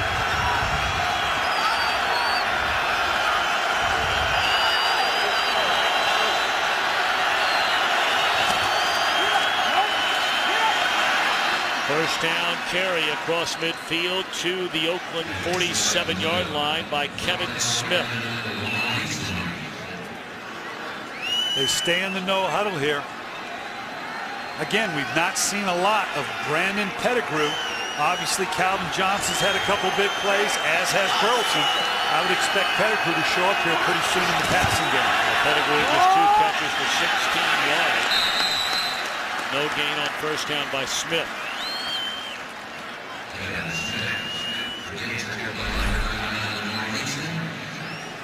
Nice job down here, setting that edge. Don't let him get outside. Secure, secure, secure, and then wrap up if he does indeed come outside. Nice play by Lamar Houston. Houston in just his second year, a second-round pick, had a very good rookie year. A season to go.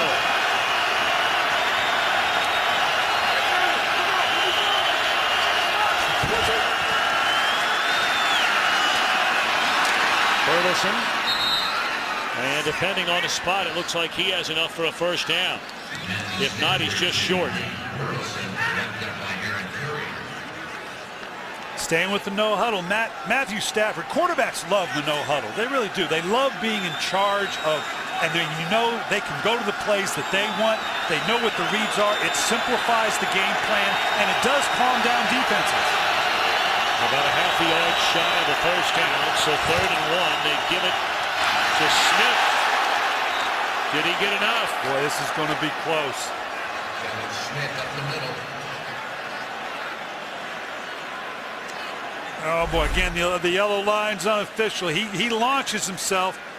So often this is effective, but it always scares you as a coach. Look at this. Goodness gracious, based on that right there, I'm not sure he made it, but we'll see where the spot is. Nice job on the backside, pulling back the momentum. The fact that he didn't hit the ground was laying on bodies. I think if he gets the first down, will have made the difference, and he did not. All right, what are you going to do here, Brian Billick? You're down by 3, ball at the opponent's 38-yard line, 4th down and a foot. I think you got to punt this. I think Oakland's been good enough. You've stymied them the last drive. Let's kick it, pin them down into the shade of their own goal line, and see if I can get them in a 3 and out. I had a pretty good series with my defense this last go-round. And they're going to go for it. Yep. For the time being, leaving the offense on the field is Jim Schwartz. We're under 2 minutes to go in the 3rd quarter. Detroit 6 out of 10 on 4th downs this year.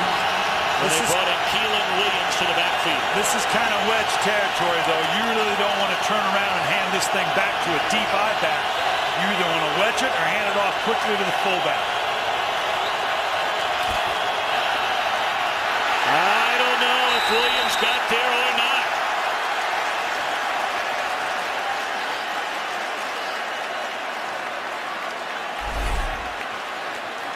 Not much push. Great penetration by the defensive line of the Oakland Raiders. Didn't look like he had much of it there. That ball never crosses. Again, unofficial lines, but they're pretty darn close.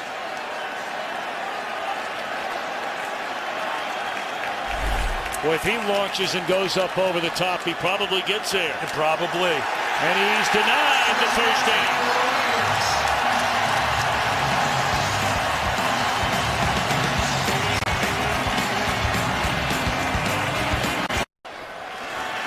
Lions have the ball, 3rd down and less than 2. Stopped on 3rd, stopped on 4th down and a foot. The Raiders get it with 1:15 to play until the end of the 3rd quarter. They dump it off to the tight end, Boss.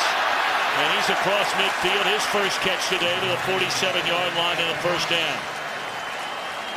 That's about the 4th or 5th screen we've seen. We've seen it to the running back. We've seen the quick screen to the outside of the receivers. We've seen it to the fullback. Now we're seeing one to the tight end.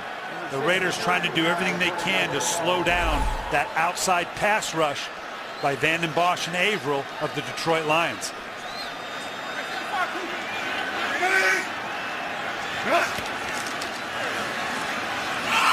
Reverse to Murphy. He scored on a 12-yard run in the first quarter. Saw Palmer deliver a block on the touchdown carry by Murphy, and not afraid to block again here. No, much more disciplined on the backside here. Averill comes down, but then redirects himself. DeAndre Levy recognizes what's going on, able to keep a path to minimize the damage. Again, one of the residual effects of this beyond the play is that it does open the inside running lanes, with them now being very conscious of the reverse. Blitz coming. Palmer gets it away.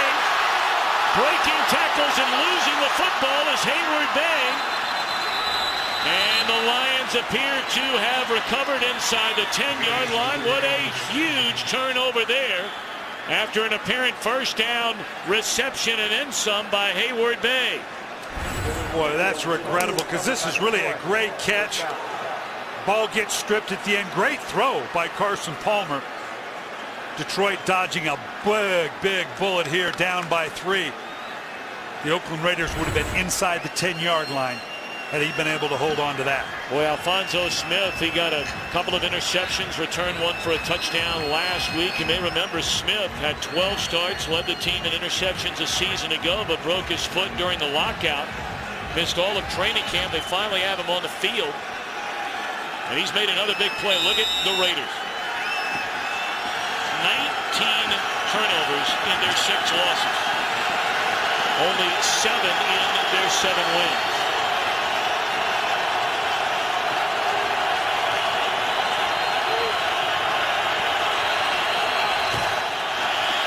Final play of the third quarter. Neither team dents a scoreboard in the third. Fox NFL Sunday continues after a break from your local Fox station. And the Lions on a second down and 7. Give it to Logan out of the backfield, slips one tackle. And he's 3 yards short of a first down. This is an enormous third down coming up. All of this on the heels of Detroit's last drive. 3rd and less than a yard, stop. 4th and a foot, stop. Oakland got the ball. And on the blitz pickup, Hayward Bay breaking tackles, had it stripped from behind. And the Lions took it inside their own 10-yard line. But now 3rd down, we'll call it 2.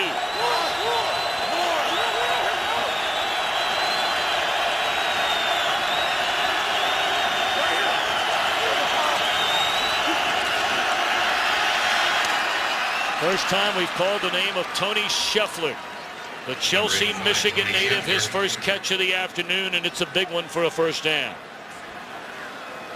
When they picked Scheffler up and having the 2 tight ends of Pettigrew and Scheffler, I thought we'd see more from Scheffler. He's been big in the red zone. He's got 5 touchdowns, but because they've gone to so much 3 wides, because they're not running the ball as well, he's had less playing time, but he has affected their game.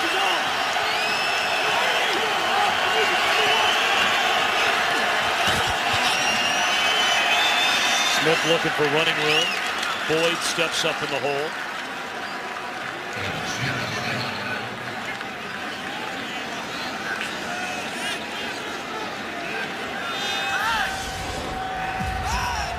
Well, last week, after a first half where the Lions scored 31 points, taking advantage of all the Minnesota turnovers, Lions scored only 3 points to hang on in the second half.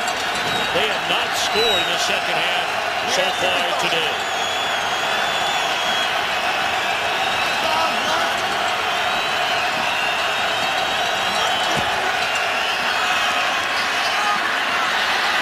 That's Young, and that did not fool the Raiders. And before this 3rd down, let's go down to Kurt Menefee in Los Angeles.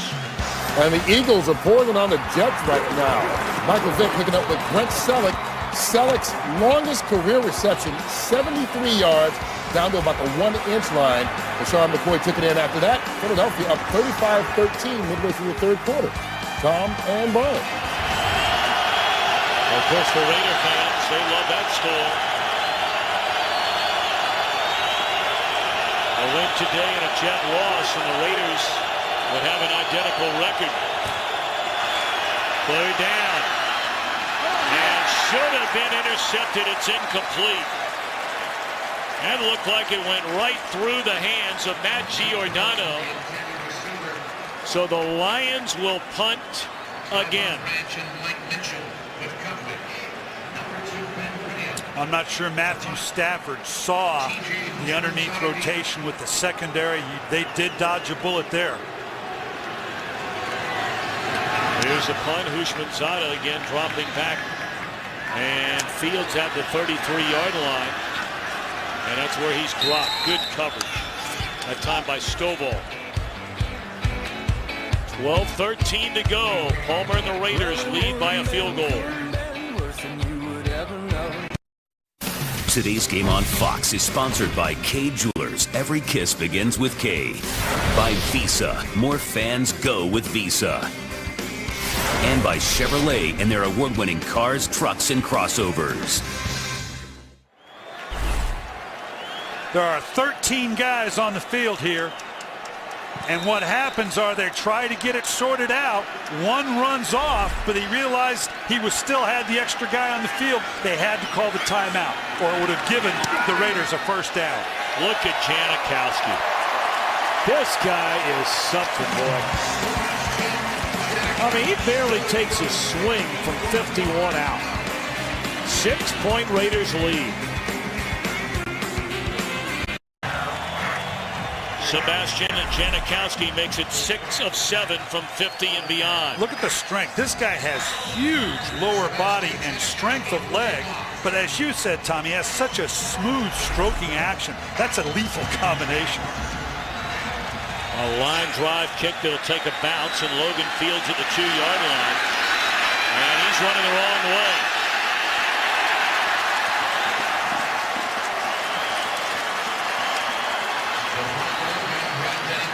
Richard Gordon, backup tight end, there to slow him down. This all of a sudden becomes one of the biggest drives of the year. Yeah, kind of loses his footing here, kind of goes down. Not so smooth there. Well, like I said, he's got a lot of bulk there once it gets started in a certain direction. Now, Matthew Stafford here, I'm not sure you can count on a 2-possession game here that would even, obviously, 2 field goals to tie it up. This is a possession. He's got to be thinking touchdown on a single possession the whole way.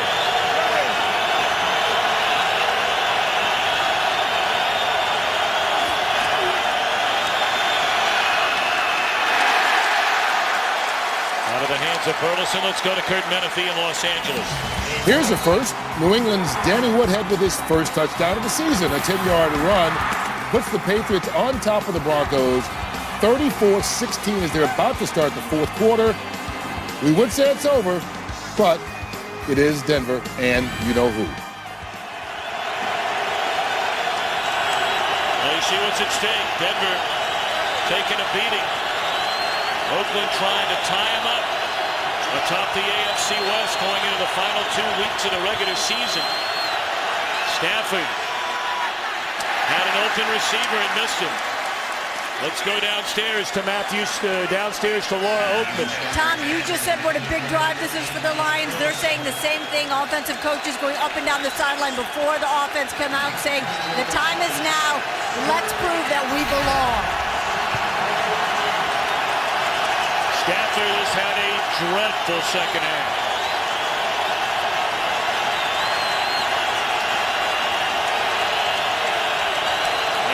To make a play. He's hit on 2 of 11.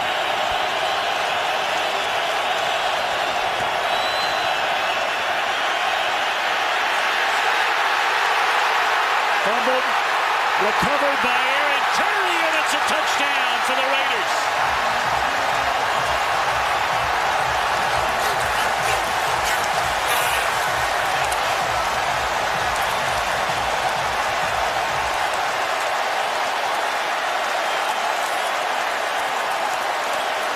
There is a penalty flag down on the field at the 15-yard line.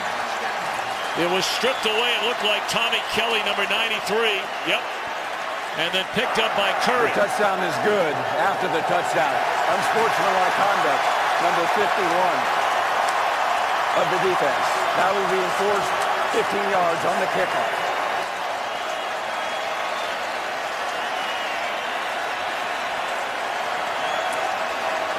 You're going to see from the inside. Here comes Kelly. Inside push, goes past Stafford, gets a hold of the arm, and just strips it as it's going down. Stafford tried to pull it into his body, but just wasn't strong enough against the 6'6", 300-pound Tommy Kelly. So now Janikowski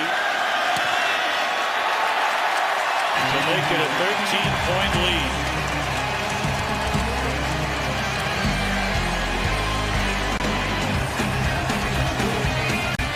Today's game is sponsored by Chevrolet and their award-winning cars, trucks, and crossovers.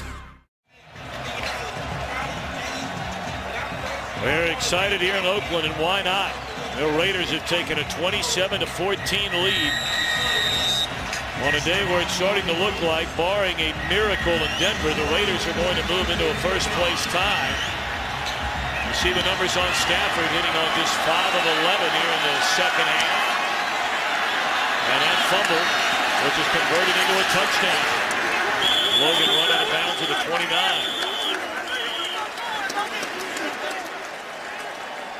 Remember, the NFL action next week is on Saturday, Christmas Eve. We'll have a Fox NFL special Christmas doubleheader. Giants and the Jets from the Meadowlands in America's Game of the Week, Philadelphia and Dallas. It all starts at noon Eastern, 9 Pacific.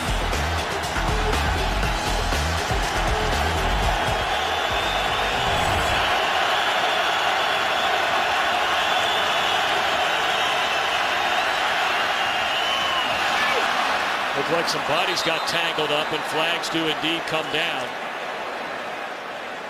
Calvin Johnson, the intended receiver. You can see Johnson on the outside. And here's part of the problem when you try to run and That's keep interference. up. Number 26 defense. This First is down, Stanford spot of the route. foul. And Stanford told us, my coverage begins when the ball's in the air. When it's a big man like Calvin Johnson, it's hard not to keep that contact, want to keep that contact, and get tied up like that. That's as good as a 14-yard pass completion on that penalty. Still a lot of time left in this game. Yeah, there is. Now, Oakland's going to stay in a much more passive coverage than they've been all day long. They're going to make Detroit go the distance. Looking to Young. Good coverage. Deep in that Raiders secondary. Cameron Wembley putting a big hit on Stafford, who's shaken up. See Wembley looping inside here. Good clean hit. No helmet to helmet, no hand to the helmet. It wasn't late.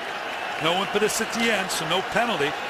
He just gets tied up going down and dust himself off, come back with another throw.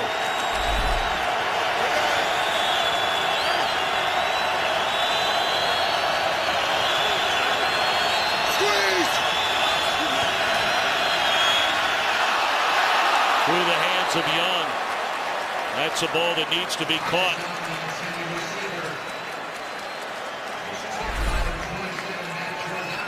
It's a well-thrown ball. The young receiver, Young, right in his hands. Probably got a little distracted there with Giordano underneath. I don't know if he tipped it, but he clearly distracted Titus Young from the catch. 3rd and 10.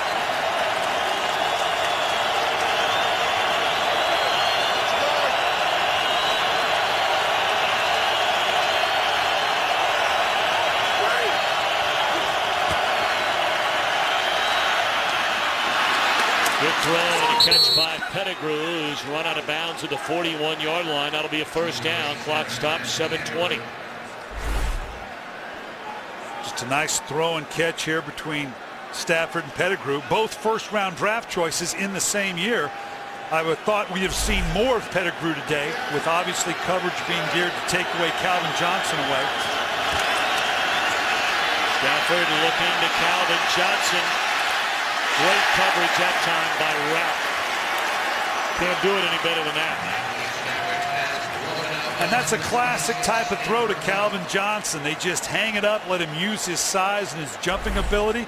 This is what Stanford Rat was telling us about, that when you play Calvin Johnson, the coverage begins when the ball's in the air.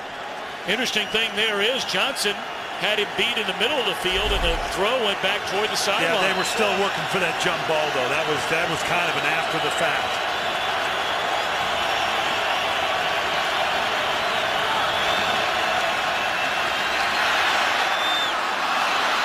He finds Johnson, who stiff arms out of one tackle, and he's to the 15-yard line. Just under 7 minutes to go, but plenty of time for the Lions to get back in this thing. And again, we keep seeing it's the inside crossing routes like you see here, or the digs they call on the outside. Oakland doesn't want to sit in just a passive coverage, prevent, you know, the old saying that prevent defense prevents you from winning. You got to change it up a little bit, but you leave the center of the field vulnerable. Boy, Pettigrew had his hands on it. Rolando McClain in coverage. Number 87, Maybe you have to see that one again. That looked like a good throw by Stafford. Yeah, it was. I don't know if it got tipped late or, again, you can just see inside. Nope, had a clean one. Just needed to put the thing away.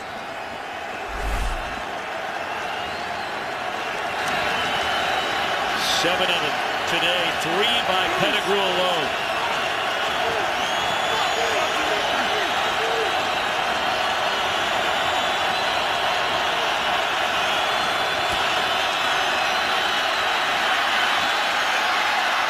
And Pettigrew can't hang on to this one. That was a tougher catch in the last one. I almost wonder sometimes if secondary of the Raiders aren't getting in the head of Pettigrew a little bit. He's been jawing all day long. Well, that's just good coverage there. You know, part of the problem with Pettigrew early in his career, he's still a young player, was there would be some inconsistencies. Great catches, go a couple games, then fall off a little bit. Scott Lanahan said he has gotten past that. He's turned into a real professional, a real go-to guy for Matthew Stafford. But those last 2 plays, he needed to impact this game. 8 play to drive, 3rd and 10.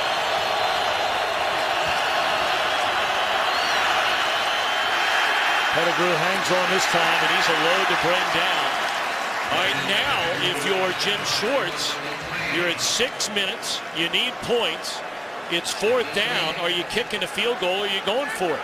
You've got to go for it, in my opinion, because the way this game's gone, the clock, you're under 6 minutes now. It's a 2-score game, clearly.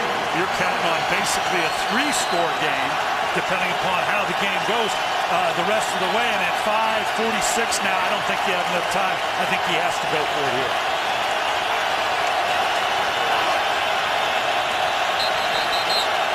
Timeout going to be called by the Raiders before timeout. 4th and 2. I want to get back to the commercial. Why not take the points here and try to get the ball back one more time?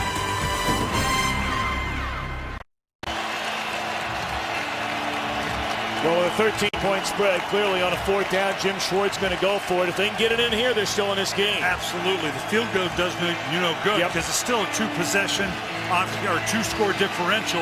With that kind of time factor, not going to be it. It's all right here. If they can't score, though, they've come from behind, like we said, in the early part of the season a number of times. They've been here before.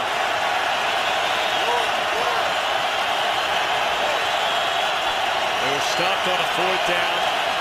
And a yard earlier. This time Stafford's going to keep it himself, and he will get the 1st down. So 1st and goal for the Lions inside the 5. And now Stafford trying to get him up to the line of scrimmage. Because time is a factor. He's exactly right.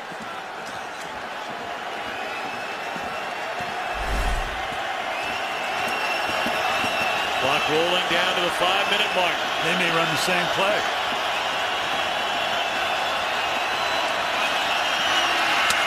And that is a touchdown in the corner of the end zone to Titus Young. And the Lions will now kick the extra point.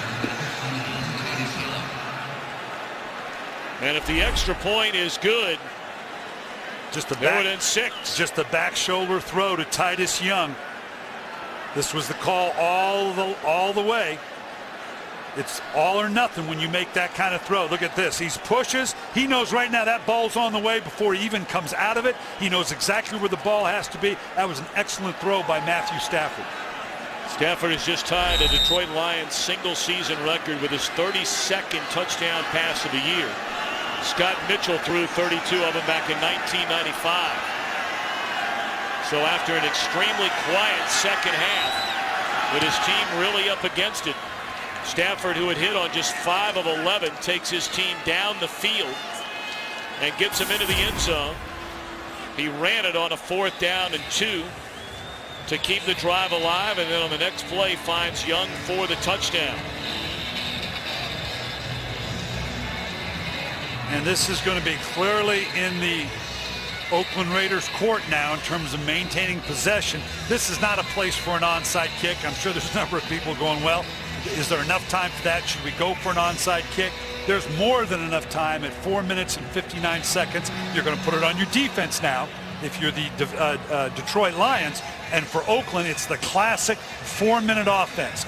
Grind the clock down, try to generate a first down or so. The priority is obviously that if we've got to give the ball back to the Detroit Lions, we do it with as little time as possible. And if they watched TV last week, I'm sure they're going to learn from Marion Barber, stay in bounds. Rock Cartwright has dropped back to receive the kickoff. You may remember the Lions had to burn a timeout when they had too many men on the field prior to an Oakland field goal try. So the Lions have 2 remaining.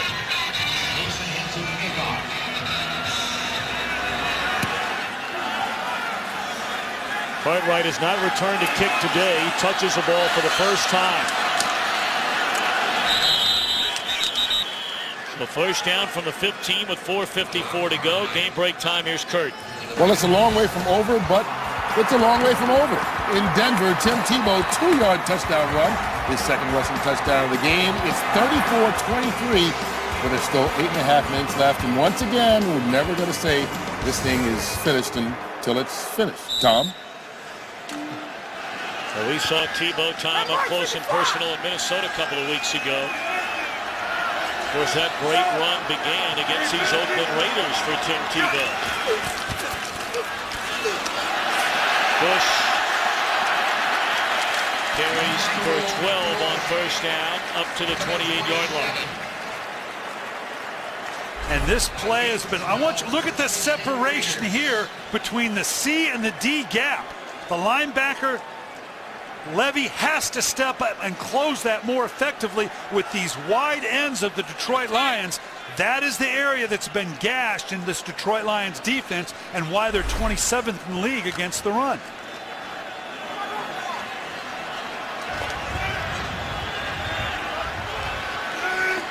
Clock closing in on 4 minutes to go. They hand it off again to Bush, and a pretty good run.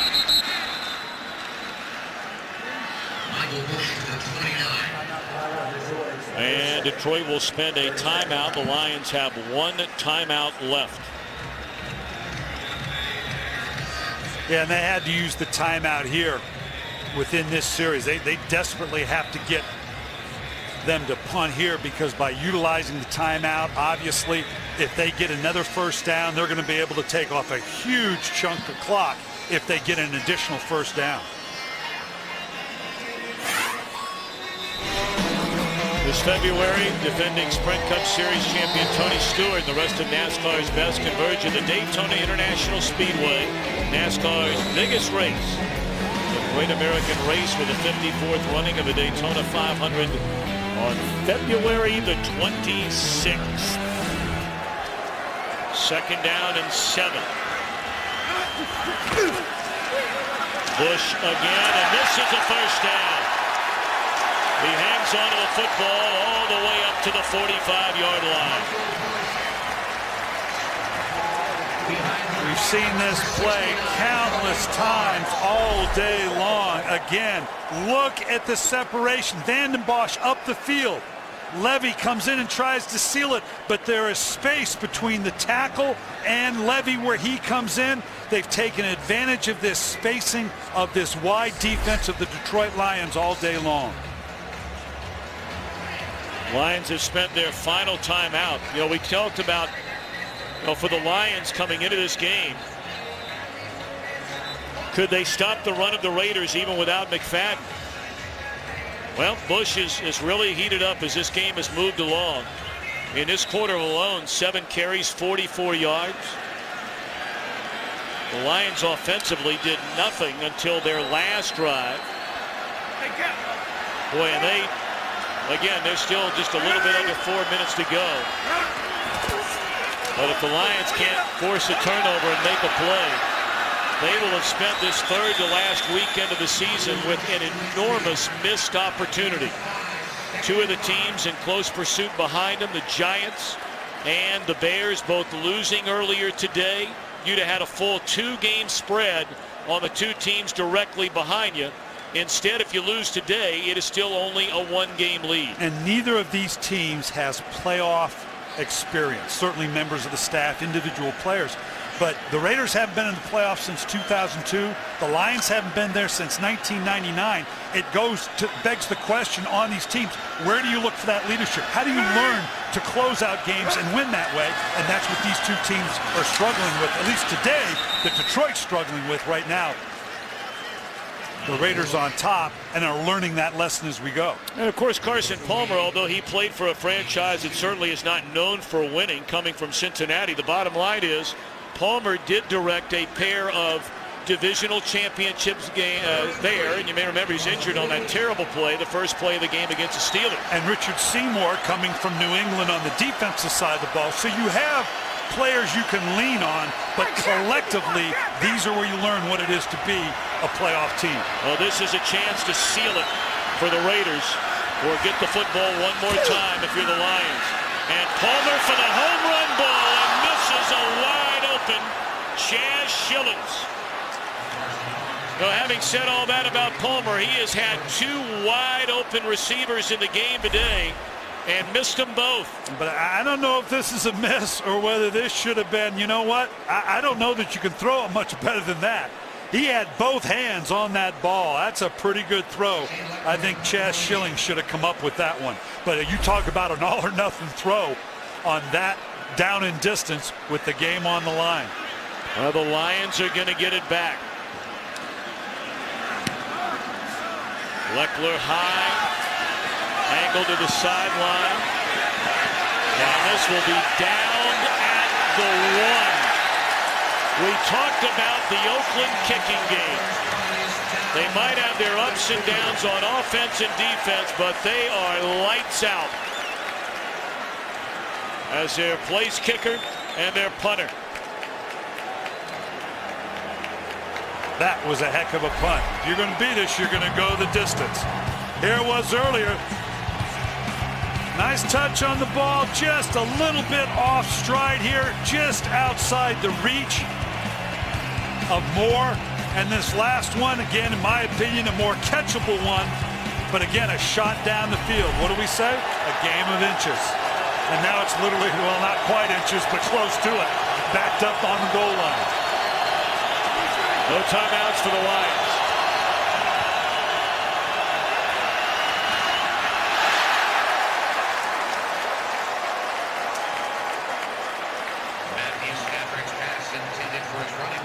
Dominic Raiola was shaken up on that first down throw.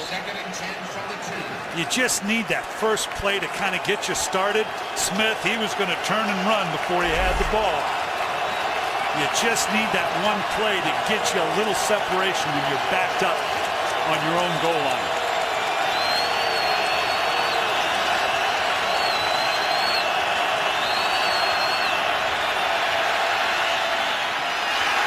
There's a little bit of loosening of the tie. It gets them up to close to the 10-yard line. It'll be 3rd down and 2 as we have reached a 2-minute warning. This one not over yet. Lions with the ball, trailing by 6. 3rd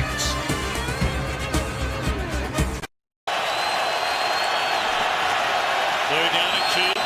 2-minute warning. Lions down by 6 from their own 10-yard line. Out of timeouts. Raiders showing pressure, then back out. What a throw by Stafford, and that's good enough for a first down to Burleson up to the 19-yard line, and the clock running. And again, the Lions with no timeouts remaining.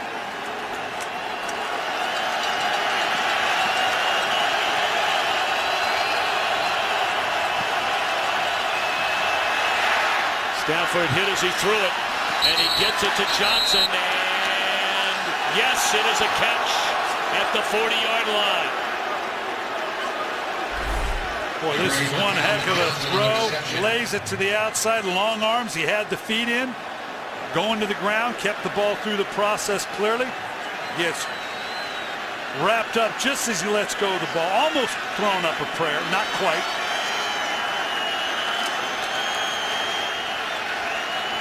So they spot it at the 39-yard line. Clock at a minute 33. Okay, they're looking at it upstairs. The previous play is under review. I think they want to see if actually Johnson got both feet down. Did he just have one down before he went out of bounds? It is a booth review. The fate of mankind comes down to the epic 2-hour finale. Terra Nova, tomorrow at 8, 7 Central on Fox.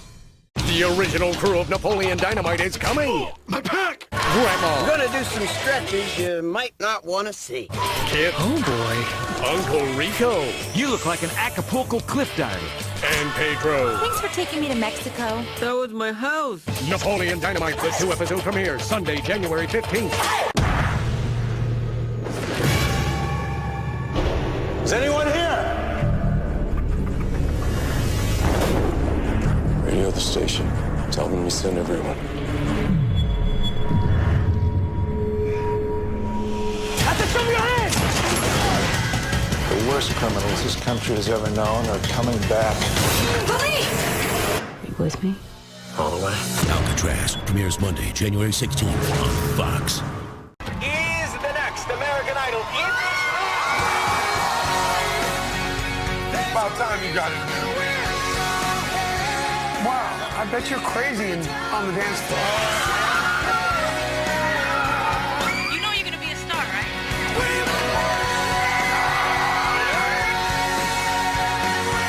You want to chase your dream, you chase it. This is your moment to shine. American Idol premieres Wednesday, January 18th on Fox. Clearly this looks like a catch. The question is, did he get both feet in? You've got the right foot, and then it looks like that left foot clearly drags. Again, on the field, it was ruled a catch. After reviewing the play, the ruling on the field is confirmed. It is a catch. So they spot the ball at the 39-yard line. A minute 33. Lions do not have any timeouts remaining. Johnson, his first 100-plus yard receiving game in a month and a half.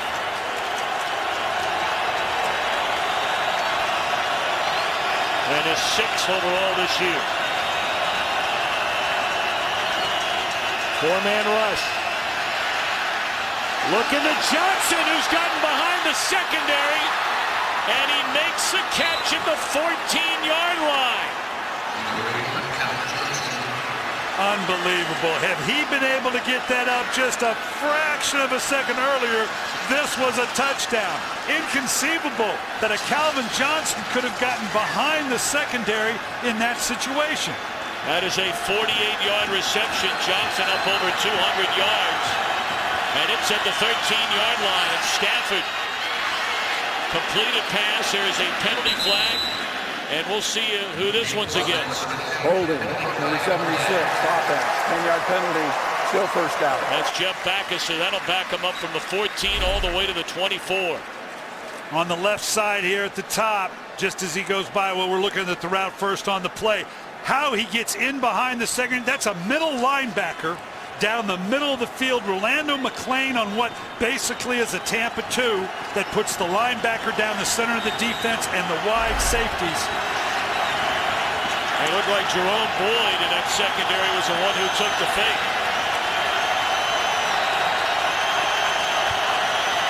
So first and 20, looking to Johnson. Body's tangled up, and there's a flag. Stanford route again in the corner of the end zone. Pass interference, number 26 defense. First down, spot of the foul. He got a decent jam early, but then at some point, as he went to the side of him, you got to let him go. You have a right to that space, but as Calvin Johnson worked past him, he had a hold of him the whole way. The spot of the foul was the 6-yard line. That is a 17-yard penalty. The Lions are 6 yards away from tying this game, and probably Calvin Johnson's got help over the top. He's probably going to have to go someplace else. Pump fake. He had an eye on Pettigrew. Good coverage in the back of the end zone. 43 seconds remain, and Stafford appears to be shaken up. I mean, he's a little wobbly walking around back there. I can't imagine that they're going to do anything to leave Calvin Johnson not doubled up. So the best size matchup you have is Brandon Pettigrew against your safeties or linebackers, or to throw to a Burleson or a Young underneath and let them shake someone off to get into the end zone.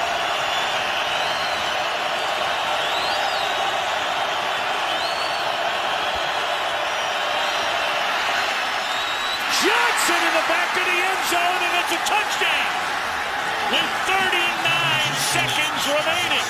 And now a point after away from going ahead. What an unbelievable last 2.5 minutes of this game. Tom, we started this on the 1-yard line after a tremendous punt by Leckler.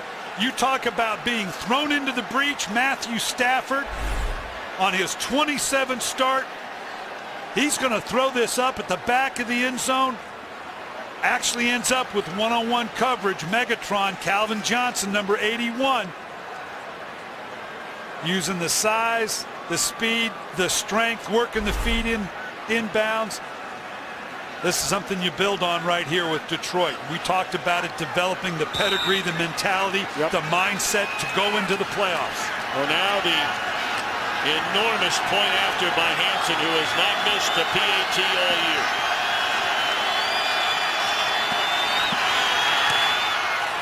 And it is good with 39 seconds remaining. They go 98 yards in 1 minute and 35 seconds.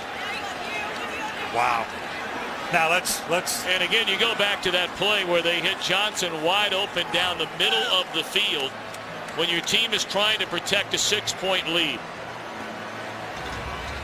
Let's also keep in mind, we've talked about it the whole game, Sebastian Janikowski, as big a leg as there is, 39 seconds is a lot of time. It's not like you've got to get this thing way down to get this in range.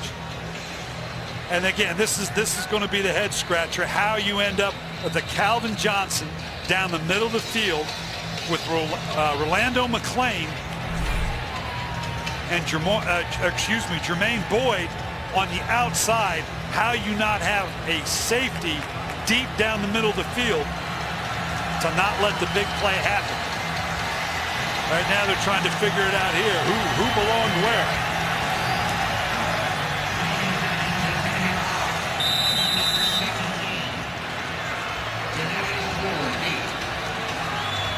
Denarius Moore is waiting back. The Raiders have 2 timeouts left. And Moore from the goal line.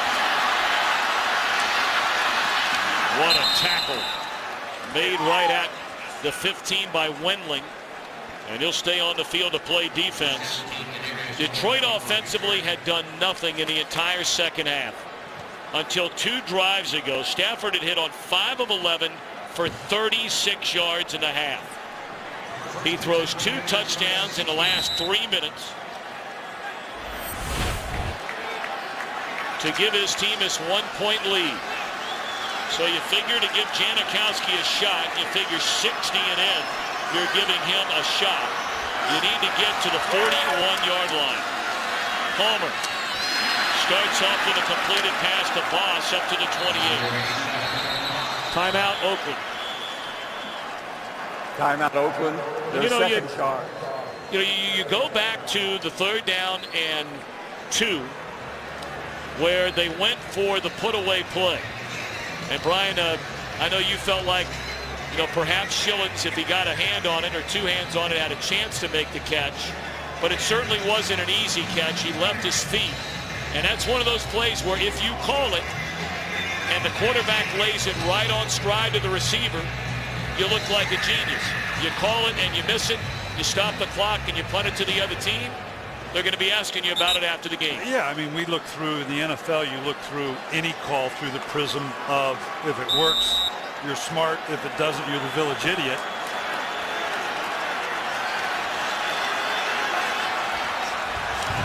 So now Palmer on first down, rolling, throws, finds Boss again, who gets out of bounds.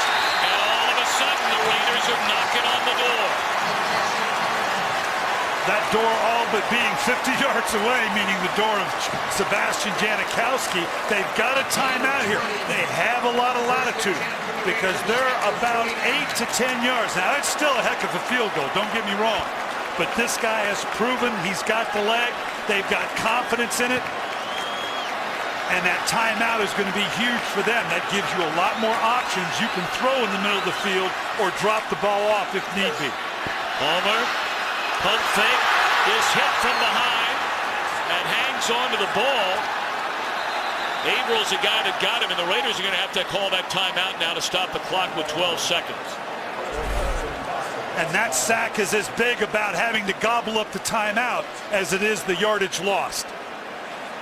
Continue to circle around Averill, who's been big all year long, coming in from behind. This is incredible. I'll tell you what, Carson Palmer holding on to this ball. Incredible amount of strength to hold on to this. But the fact that they had to burn the timeout now is as significant as the sack. You almost wonder how guys are able to do what Palmer just did. Oh, my God. Hold on to that ball. How does it not come out?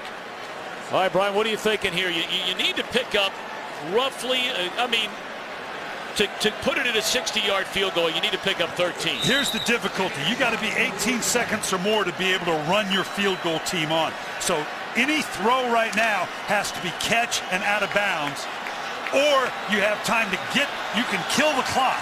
They can throw it, drop it off, and dirt it, but that's a lot of orchestration there. It almost has to be an outside throw.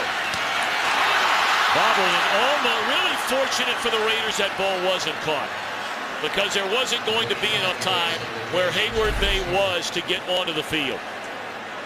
Well, now you've got strictly, you have no time but to make the outside throw. There is no room to throw the ball in the middle of the field, even if you get the first down, what you were just alluding to get up and dirt the ball. So this is all or nothing. Obviously, even for Sebastian Janikowski, this is outside his range. This has got to be an outside throw with a catch and out of bounds. Short drop, outside throw. Houshmandzadeh stops the clock with 4 seconds left, and they're going to give Janikowski a chance. Wow. This would be, depending on where they spot it, the longest field goal in the history of the NFL.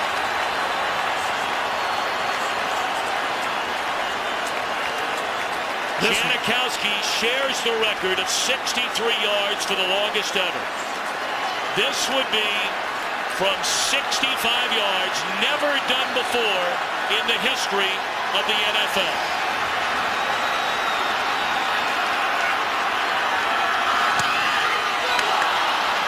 And it still hasn't. It was blocked at the line of scrimmage, and the Detroit Lions, an improbable win.